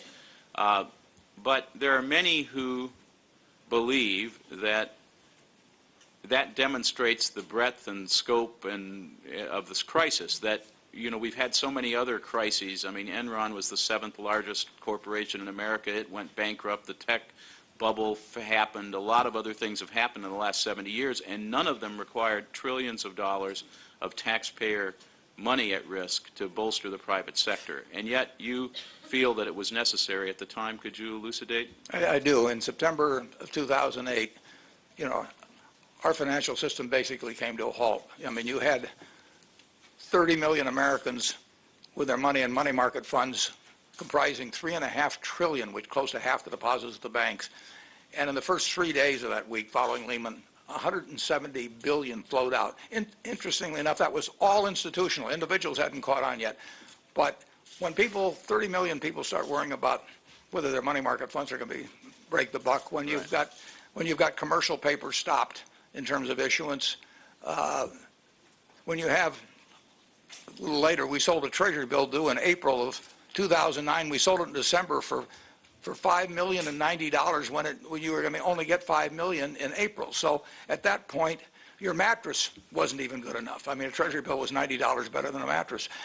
So it was a paralysis of the system, and the American people knew that only the government could pull us out. They didn't trust anybody else, and the government had to act. Whether they acted perfectly in every case, who knows? But the important thing is they acted. Okay, but now we're going forward, and part of what we're to do here is to evaluate what happened in the financial crisis. And although we're not proposing remedies, certainly a lot of people are concerned about the debt that's been taken on to finance this bailout and so forth. What do you do in the future to avoid this occurring? Leverage. By the way, go ahead and answer, Mr. Buffett, if that's at time. If we That's can fine. let That's Mr. okay. Buffett answer, we would want your answer. Yeah, the two best things I know to attack are leverage and incentives. I mean, I don't want. Right. You've got a market system, and you can't rearrange the whole thing, but you can change how people behave. In one case, by incentives, and then secondly, you just tell them, how much rope they can use by the amount of leverage they can have particularly when they are getting the benefit of government guaranteed money. Well, exactly. And let me just one little follow-up, and that is your company, Make for it example, small. has huge cash cushion, which you like to keep because it puts you in a protected, safe position to take advantage of opportunities. A lot of other people in this financial institution area did not do that. They ran every capital arbitrage possible to avoid holding back as much capital, and so that seems to me to be a related problem. The AIG derivatives contracts you meant were to get around capital requirements in Europe. I mean, 300 billion of the. So there are a lot of abuse, and if you let those instruments exist in that form and let people use them in an unlimited manner, they will get used in an unlimited manner. Thank you very much, Mr. Thank Georgia. you very much, gentlemen. All right, let's move on. Ms. Murren. Thank you. Thank you both for being here. Mr. McDaniel, I have a question for you about the events of the crisis. And when you look back at the financial crisis, I wonder if the legislative requirement that asks certain investors to invest only in rated securities, if those requirements had not existed, how would your business have been different? Would you have had to compete on different terms, and would you have had to reward people within Moody's differently? Well, I don't know exactly how the business would exist if there were different or lesser regulatory uses of the ratings. Nonetheless, I am supportive of a reduction of use of ratings in regulation. I think the use of ratings and regulation offers rating agencies a basis for competing other than on the quality of their ratings. They can compete on in effect, the certification that they have as a regulatorily approved rating agency. And I think that rating agencies should either prosper or not prosper based on whether market participants value the ratings and value the rating opinions and research that accompany that. With that in mind, there were comments from some of the individuals that were here before this panel that suggested that they could not determine if there was a connection between their ability to get the ratings right, their words, and their actual recognition within the firm. Do you think that's true? We certainly try to reward people in terms of their position in the firm and their compensation based on the quality of their work. It is a business in which it can take a long time to evaluate the ultimate performance of securities, but their research, their preparedness for rating committees, the robustness of their reasoning are things that can be judged, and we very much try to do that. Those things are process-oriented, though, not outcome-oriented necessarily. The outcomes are able to be measured at a broad level statistically to I think to a strong outcome. It is more difficult to judge an individual's performance, especially in the short run, on a very limited number of credits. And so it is easier to measure this at a broad level than at a narrow level. Thank you. Mr. Buffett, do you think that the investing world would be a better place if everyone had to do their own due diligence? Well, I certainly think at Berkshire Hathaway it's better, but there are people that aren't equipped. I mean, the banking authorities, the insurance authorities probably need to rely on some kind of standards to make sure that people don't go totally hog wild in terms of how they invest insurance funds which belong to their policyholders. But in the end, we don't use ratings. I mean, from my standpoint, what we really hope for is misrated securities, because that would give us a chance perhaps to earn a profit if we disagree with how the agencies rate them. There's one ironic point I should mention. If there were 10 rating agencies, all equally well regarded, all acceptable to the market, and you only needed one on when Berkshire Hathaway issues bond, we could have any one of them. Those 10 would compete either on price or laxity or both. I mean, they would be out there trying to get our business, and they would try by price, but they might also try by laxity. You can argue that if there was just one rating agency, they would have no reason to compete on either price or laxity. I mean, independence can really come with strength in the business. You know, Ben Franklin said it's difficult for an empty sack to stand straight. So if you really had this situation where there was a lot of competition, I'm not sure that the rating agencies would be as independent actually in coming to their credit conclusions as they are. I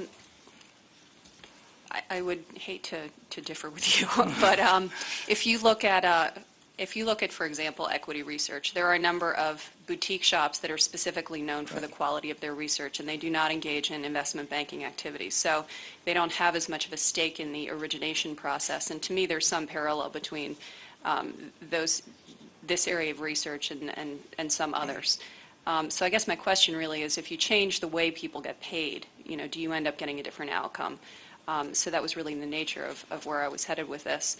But I actually have an off-topic question for you, Mr. Buffett, and that is, I know that you've been largely a hands-off investor for Moody's, but I was curious about the due diligence process in your investment in Goldman Sachs. And if you could talk a little bit about your conversations with management there and how that decision was made. Well, that decision was made in September of 2008. We'd been approached by just about every firm at least every firm that went under, about putting money in. And when Goldman Sachs was willing to take money on terms I found satisfactory, which had not been the case even the week before, I came to the conclusion that unless the American financial system totally fell apart, that it was going to be a sound investment. And I had far more confidence in their risk management than I had in some of the other Wall Street firms that had come to me earlier. And again, if the system had fallen apart, if the Federal Reserve had not acted in terms of commercial paper and the money market funds and all, everyone would have been toast, I think, basically. But I came to my basic conclusion was that the American government would do what was necessary to get the engine started again. And if that was the case, Goldman Sachs was in fine shape. But they did change the terms they were willing to accept for your investment as time went on. Yeah, prior to the middle of September, they would not have paid us remotely what they did pay us for that preferred stock and the warrants, and whenever it was, September 22nd or 23rd or sometime in that time frame. At that point, they not only wanted the money, but they wanted a show of confidence, obviously, in the fact that the world wasn't going to come to an end financially, and I didn't think the world was going to come to an end financially because I thought the federal government would act. I mean, I thought it was so obvious that it had to, and only it could do it. And I felt that our $5 billion would not be in any danger at all. And the terms were attractive, and there were a lot of other things that were attractive then too, but I made the decision that that was a good use for the $5 billion. Thank you. Thank you. Mr. Holtz-Aiken. Thank you, Mr. Chairman. Thank you, gentlemen, for spending time with us today. Mr. McDaniel, in your opening remarks, you were very forthright about the inherent conflict between providing ratings to the market and running a public company for profit, and the incentives that issuers have to use the outcome of your rating process. How do you manage that conflict at Moody's? What do you put in place to keep that under control? Well, from my office, I think it's important to emphasize and re-emphasize the fact that we are trying to create long-term shareholder value. And I think the way to do that is to have credit ratings that are of high quality and predictive over time. That is why the problems we saw in the mortgage-related securities sector were so devastating to the firm, in addition to the consequences for the larger economy and to households in America. Beyond that, though, we have structural components of the firm that are designed to insulate and protect the analytical process from some of the financial and commercial interests of the company. Again, including independent credit policy function. We've also recently created a separate commercial organization in the firm that is separate and apart from either credit policy or the ratings analysts and the lines of business. And to be clear, those are two recent changes in response to the problems you had? The credit policy function has existed for many years, but we've enhanced that function in terms of its independence in 2007. And the commercial group is a more recent introduction. We also have formally separated the rating agency from our other operating businesses, non-credit ratings businesses.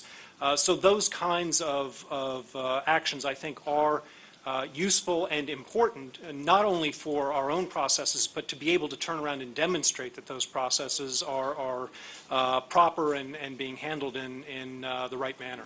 Right. So the quality of the ratings ends up being the key. And I think you said earlier that you want them to include all the relevant information and make them as good as possible. Absolutely.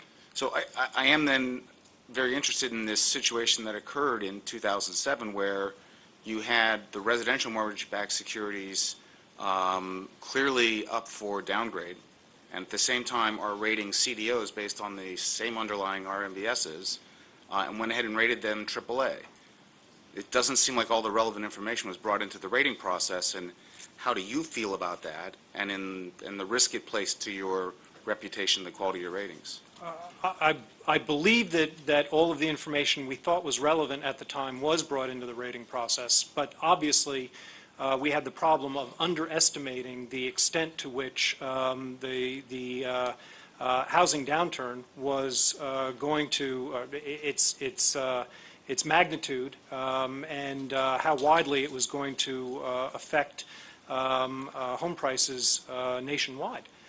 So as a result, even though we felt we were including relevant information, we felt we were using the best information we had available in the rating committee process, it proved to be insufficient. And you couldn't wait until you found out a little bit more from your RMBS guys before you went out and rated the CDOs?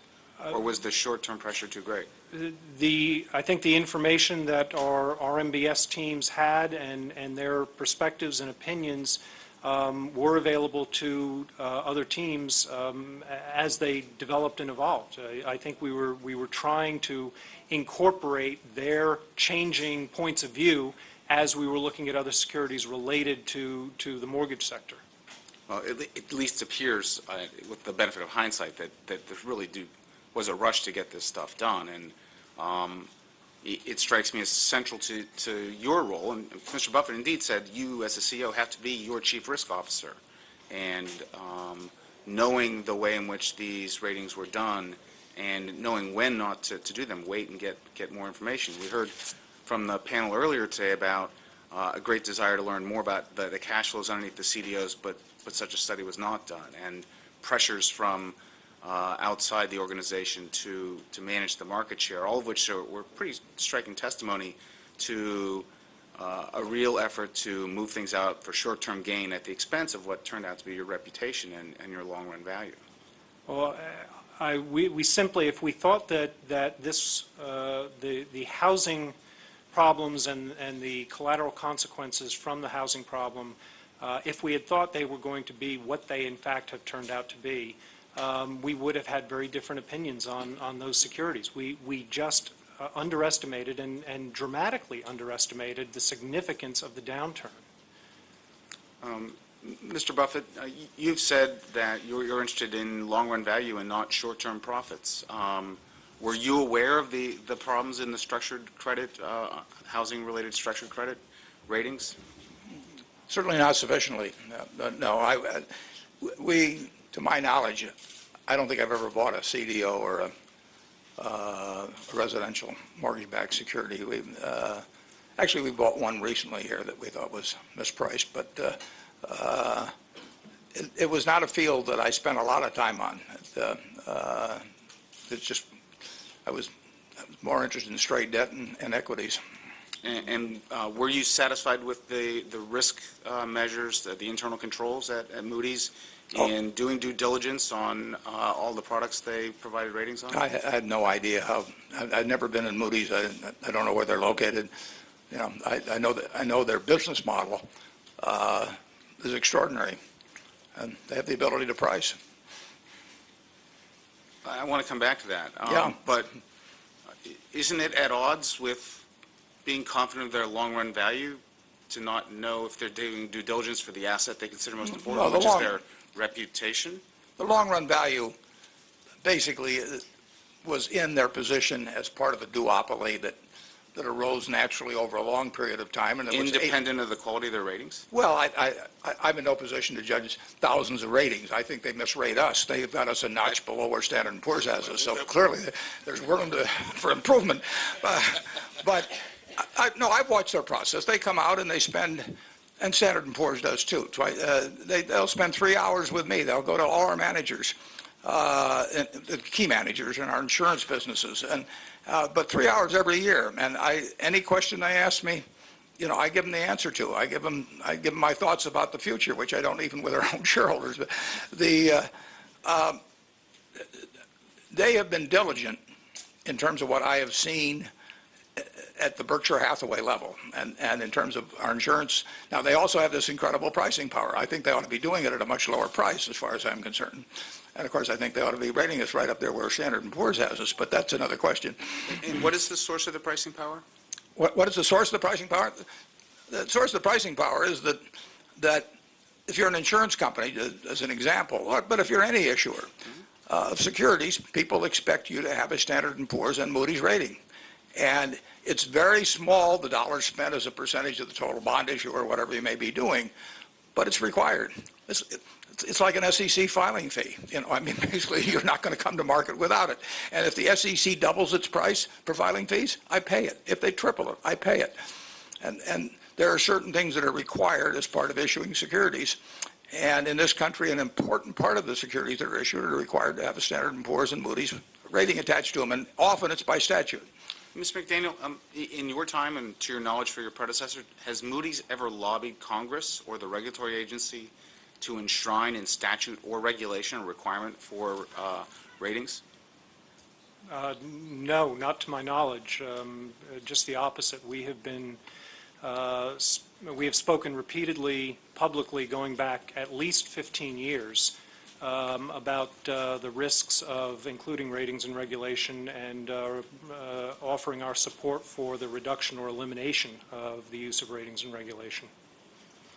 I would say that they are required by regulation in many of the situations. Great for pricing power. Yeah, it is. But if they weren't, we still would have to have them. I mean, now the world may change, maybe different 10 years from now or 20 years from now, but there's no way Berkshire Hathaway, even with a good reputation and all our earnings and CPA reports attesting to the fact that the $20 billion in cash is really there and all of that sort of thing, we will not be able to issue a bond without a rating. So what I hear you saying is that from the long-term value perspective, it's that pricing power that matters, not the quality of the ratings, that the internal controls were not a great concern to you. Yield the gentleman an additional 2 minutes. And that the conduct of Moody's and Standard & Poor's, for that matter, through this episode was... I'm not in a position to evaluate the internal workings of Procter & Gamble. You're the majority owner. I would think you'd be in a better position than most of us. No, we own a significant position in Procter & Gamble. I don't know what their internal controls are. I don't know how they make Tide, and whether the processes are proper.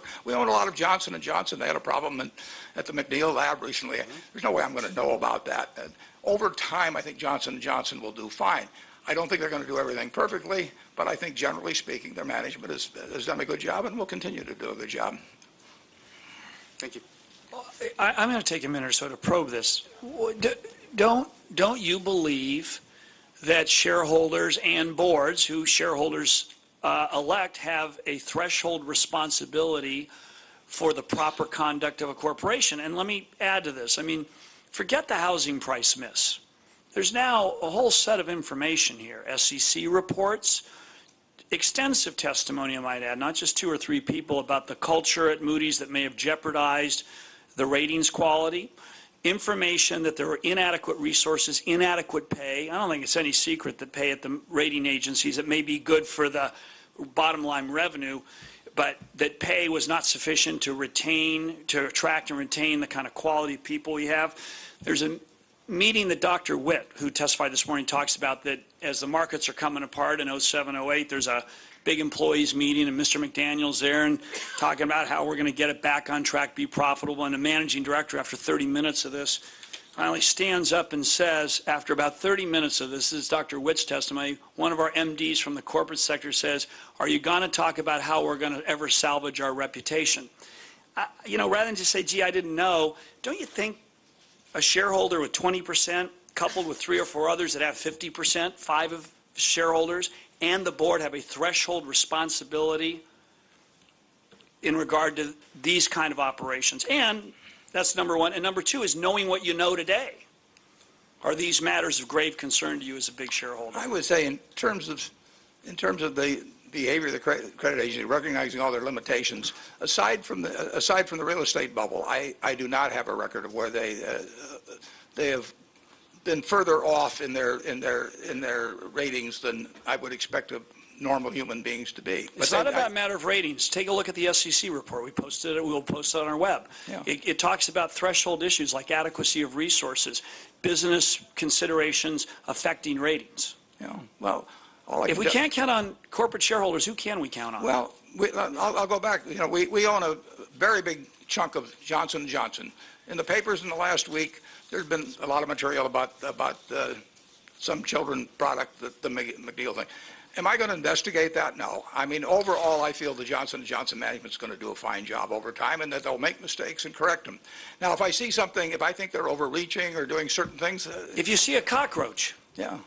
I do not regard... If they have a problem with one lab, I do not regard that. They had a Tylenol problem many years ago, as you know. I mean, I'm saying... I would say this today. We have 260,000 employees at Berkshire. Somebody's doing something wrong now. I wish I knew who it was, and I wish I could find out. That's fine. There's a difference between that and systemic failure. I don't think it's been systemic failure. I think they made a huge mistake on the real estate bubble. Have you looked bubble. at the SEC report, at least the public one? No, I haven't. Okay, thank you. Mr. Thompson. Thank you, Mr. Chairman. Mr. McDaniel, much can be said about tone at the top. And so would you just tell me what outcomes or results you value most from your company? Well, somewhat similar to a remark I made a few minutes ago. Obviously, I want to have a successful business. And I believe the way to have a successful business is to have high-quality products and services, in this case, ratings and related research. It does nothing for our business to focus on the short run and to cut corners.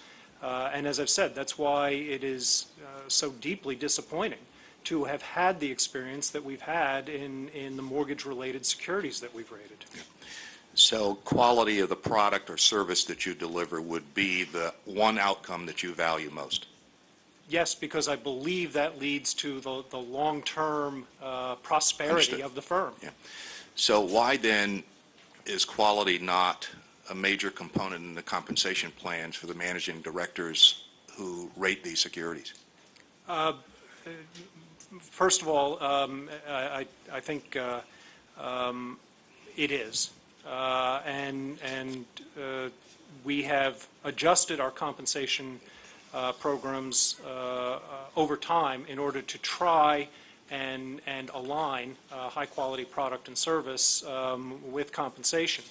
Our senior management team, the senior most 40 individuals in our firm, now have as part of their compensation program a 3-year performance share plan. And for everyone involved in the Moody's Investor Service rating agency business in that group, there is 50% of that plan is based on the statistical performance of our ratings over that 3-year period. You said now. Yes. When was that change made? This was introduced at the end of last year. Yeah. Okay. So this is after the crash, if you will. And it's really an experiment. We will have to see how this works. The ability to measure ratings statistically over a multi-year period is something we can do, and we think that it's going to provide good incentive alignment for our senior management. So in keeping with the notion of tone at the top, then you would say that in your communications and your most senior team's communications with the rank and file of Moody's, it's clear that quality trumps market share. Well, from my position, I have to be concerned with all different aspects of trying to manage a successful business. But for our more junior employees, their compensation, our analysts and support analysts, their compensation is in no way tied to the number of securities they rate or the number of companies they follow or anything of that sort. Or the share they gain in the market. Or the share that they gain or that we lose in the market. So the gentlemen who were here earlier were delusional about what objectives and goals they really had as they were working at Moody's.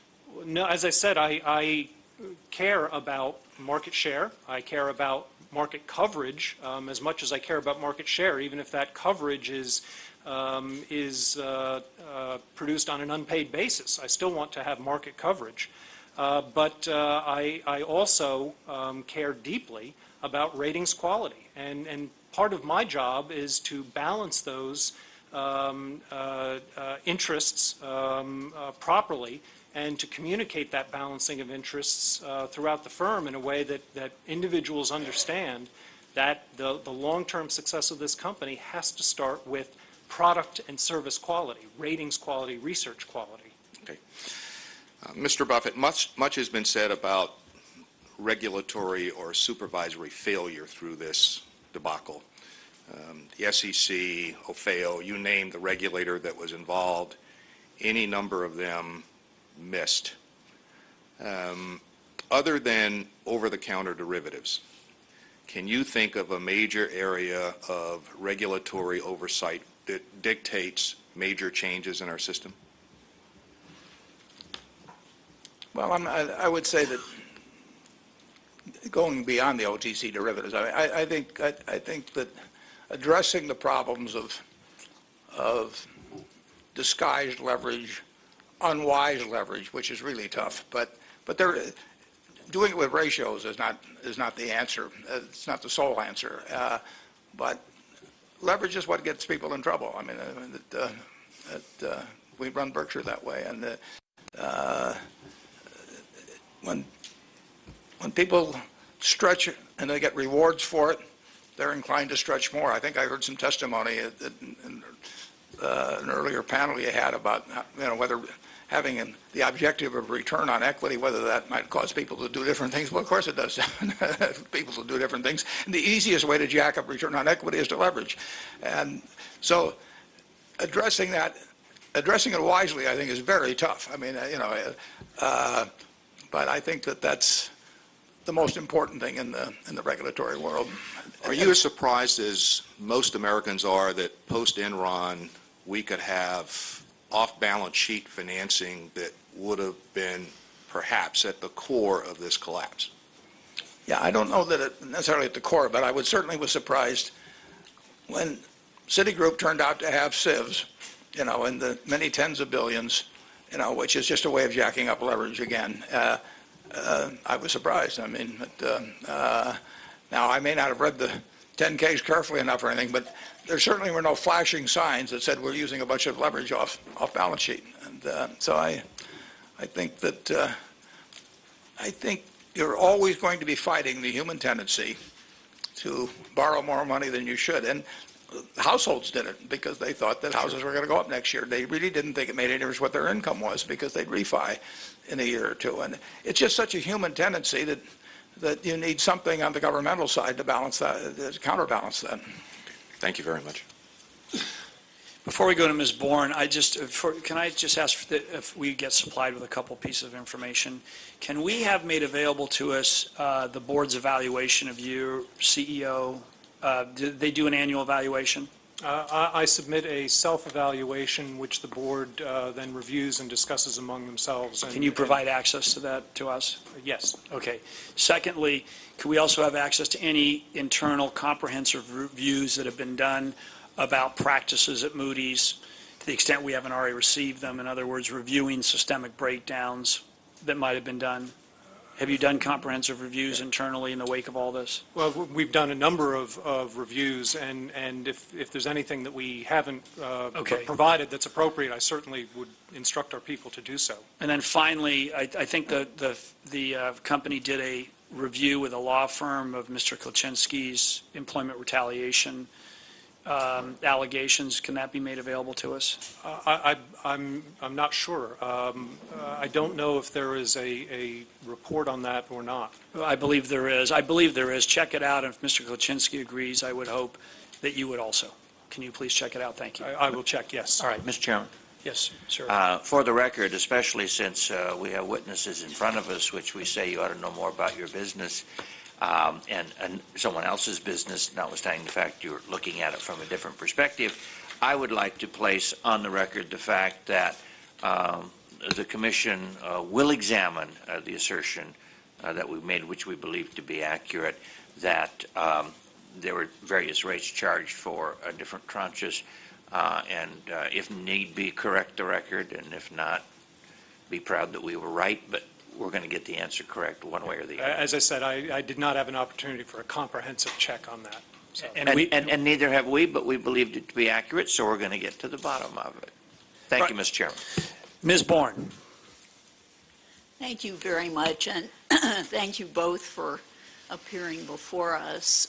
Mr. Buffett, I'm going to take advantage of your being here by asking you about derivatives and your views of them.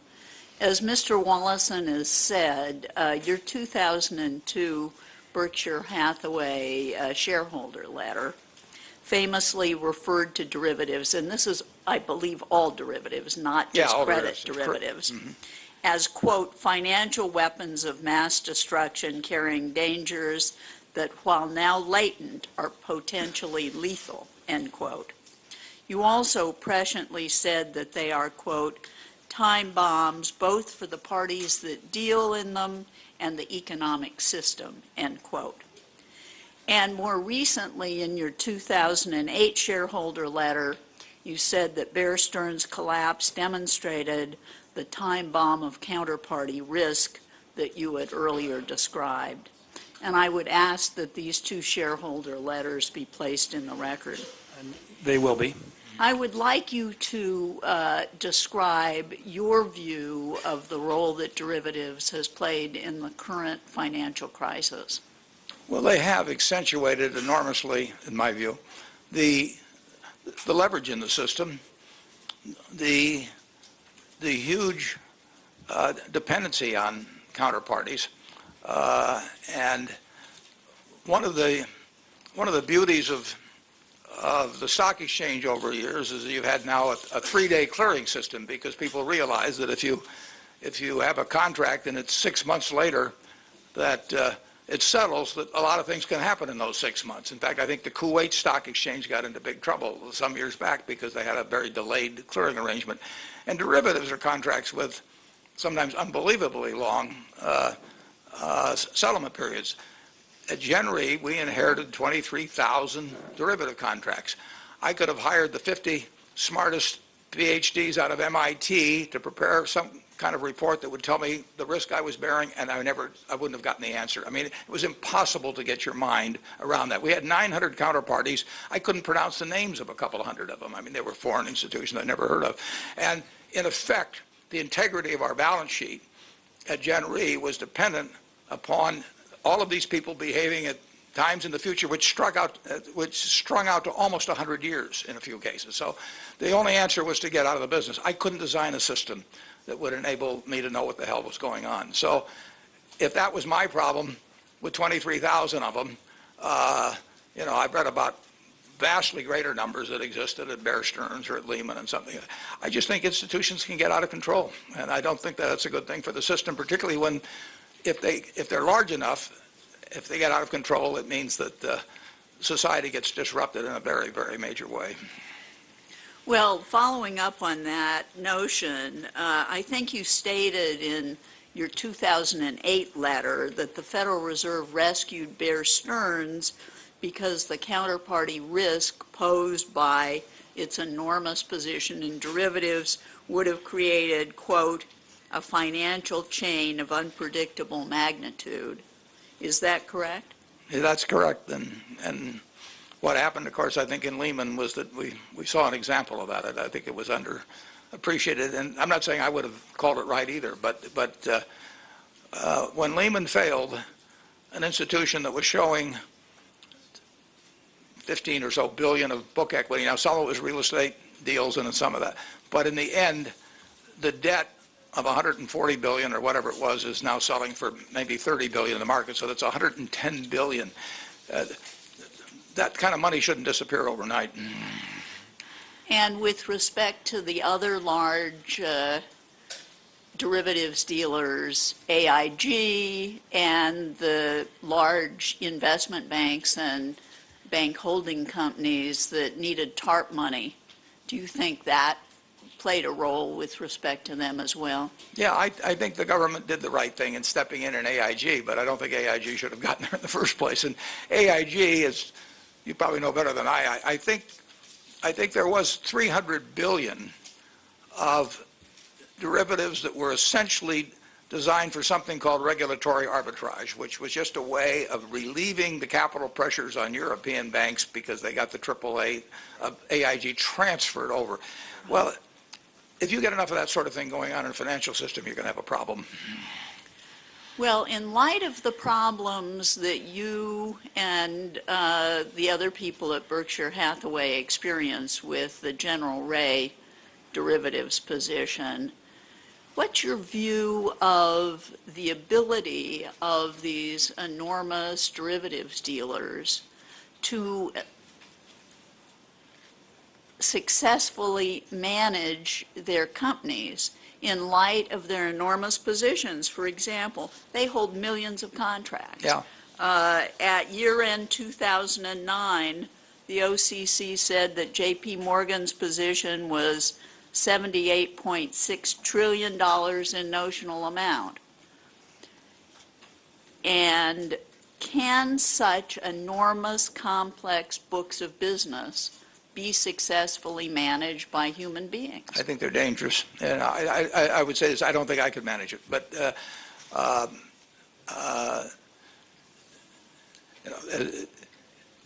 it's hard for me to imagine a system, and it's hard for me to imagine a regulatory system that can supervise something like that. And of course, one of the ironies is that with only 4 big auditing firms in the United States, I will guarantee you that if you take 2 big firms that are audited by the same auditor, you will find different prices attributed to given derivatives contracts at the same time that the auditor attests to. I mean, it's mind-boggling. And the 23,000 you mentioned are getting out of it. We lost $400 million in a very benign period with no pressures on us, able to exit, and that's why maybe Lehman lost $100 billion. But it's very dangerous stuff.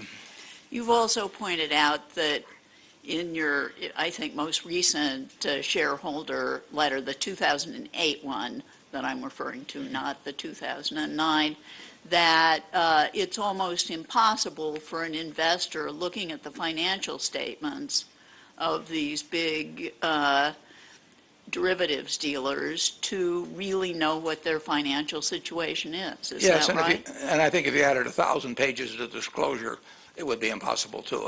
I try in our report, because we only have 250 positions, I try to tell the shareholders what basically the positions are, and I think I can do that but that's because there's only a couple classes of them, and I can describe them, and I think so that anybody that knows accounting at least can understand what I'm talking about. But I don't know how to read a 10K, whether it's 300 pages long or 3,000 pages long, that can describe 1 million derivative contracts. Now, you're a very sophisticated investor, and I assume in going into derivatives contracts, you carefully examine what the embedded risks are, what the leverage is.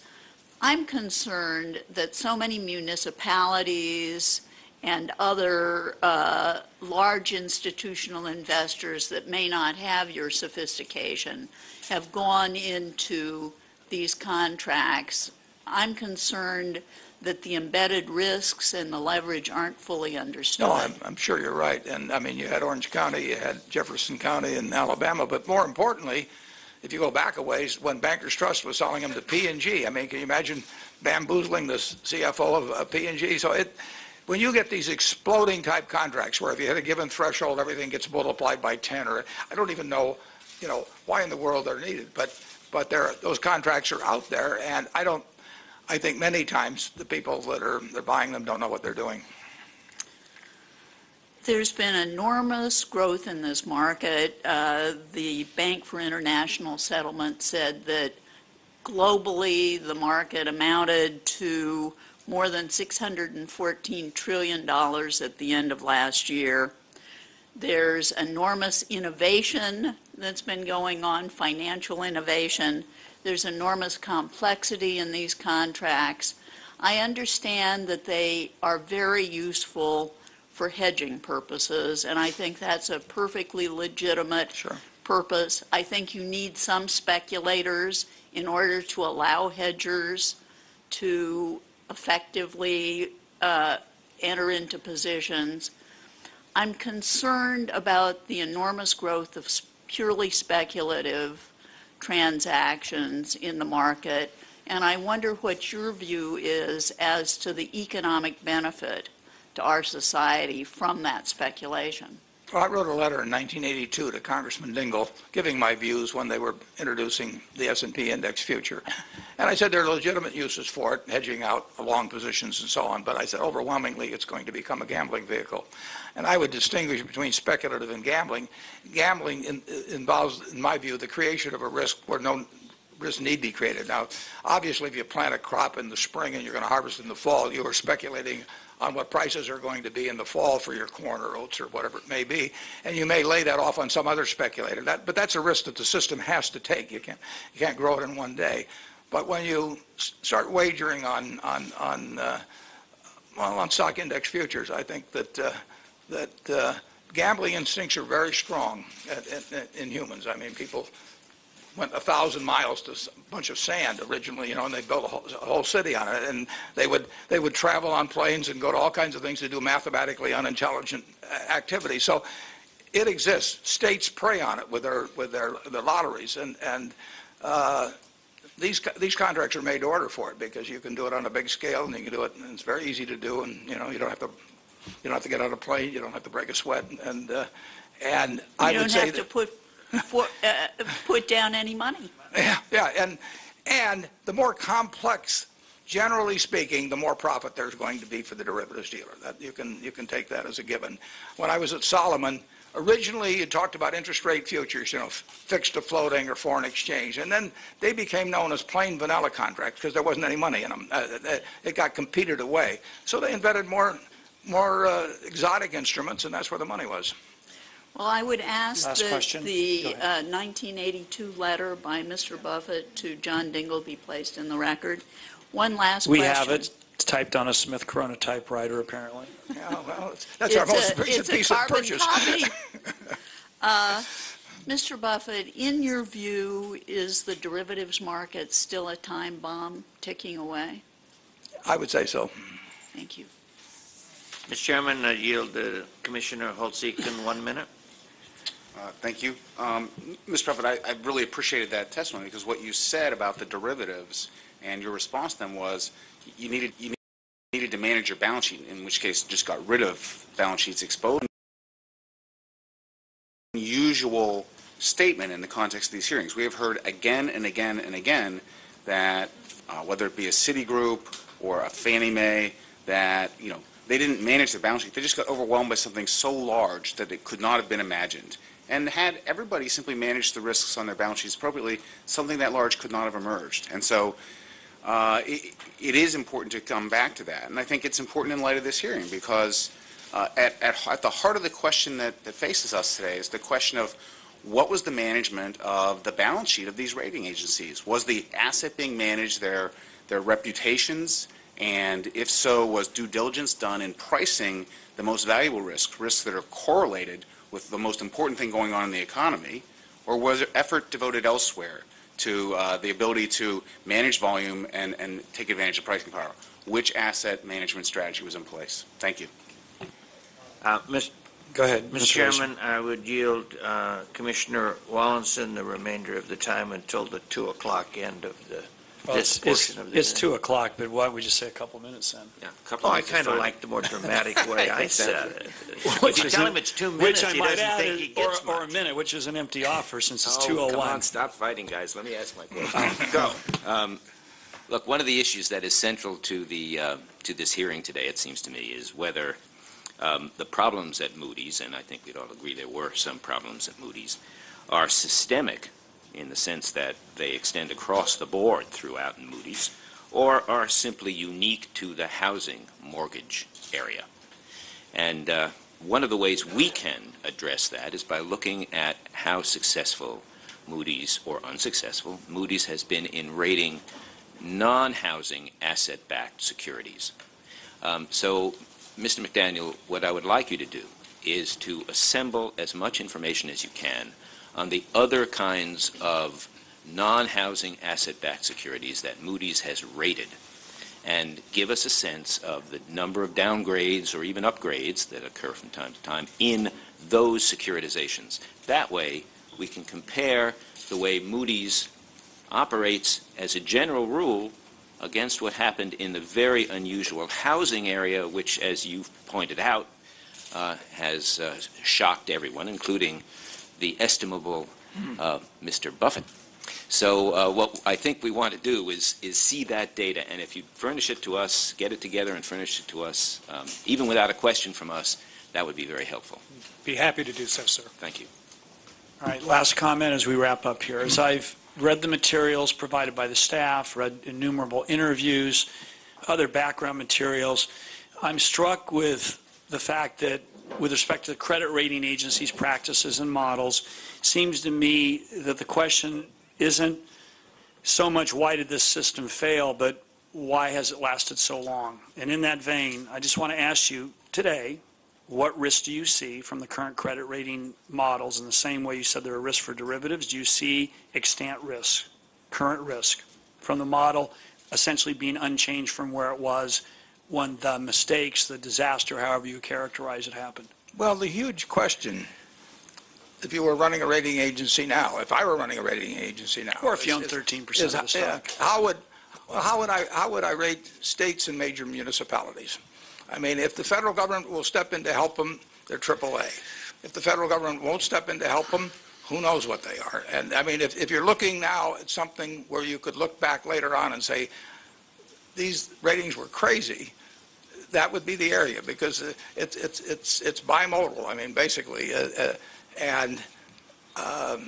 Are you satisfied? I don't know how I would rate those myself now. I mean, in other words, because it's a bet on how the federal government will act over time. But the real but also, have you, in that vein, have you looked at whether the resources, the discipline, the capacity is there internally at Moody's? I don't think Moody's or Standard & Poor's or I can come up with anything terribly insightful about the question of state and municipal finance 5 or 10 years from now, except for the fact that there will be a terrible problem, and then the question becomes, will the federal government But does the model, irrespective of the particular eminent risk, is the model one that still presents risk, given what you've heard and learned today in looking at Moody's? Well, I think you're talking about the model and Talking about the model, issuer pays, all the associated issues we've raised with respect to the Moody's business model. I think there's utility to the rating agencies. I think there's less utility to somebody like me who's in the business of trying to evaluate credits day by day and been doing it a lot of years, but I think there's utility to the model. Mr. Chairman, we might as well end on a high note. If we're really looking at the states and municipalities and the comfort that we would get from the federal government proposing to intervene, which then makes the states and the municipalities AAA, there are a lot of folk out there wondering who watches over the watcher in terms of how the federal government is able to do that. Of course, we know they can print their own money and do a few other things, but they've been doing that for some time now.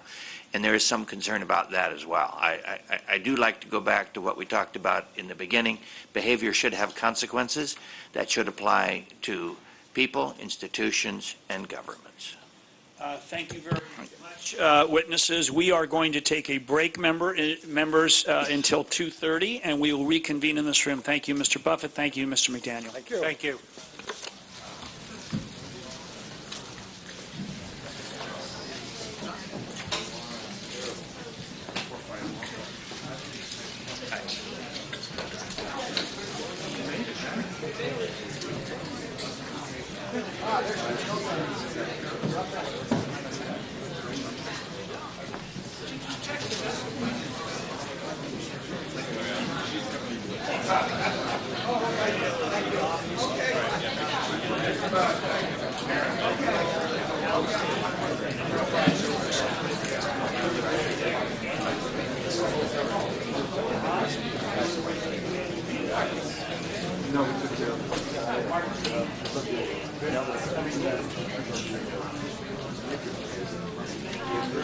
Nice to meet you. I grew up with Danny Bonaducci.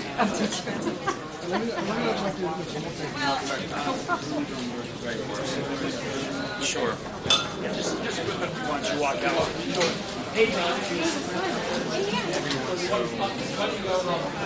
Yeah, I'll get back.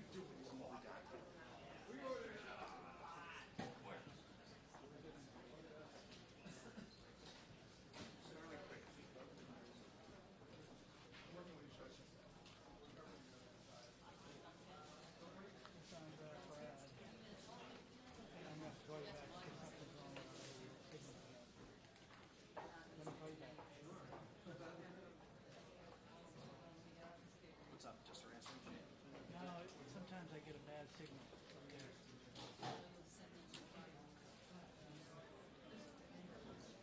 Calling her back or Al? Yeah, I'm calling her.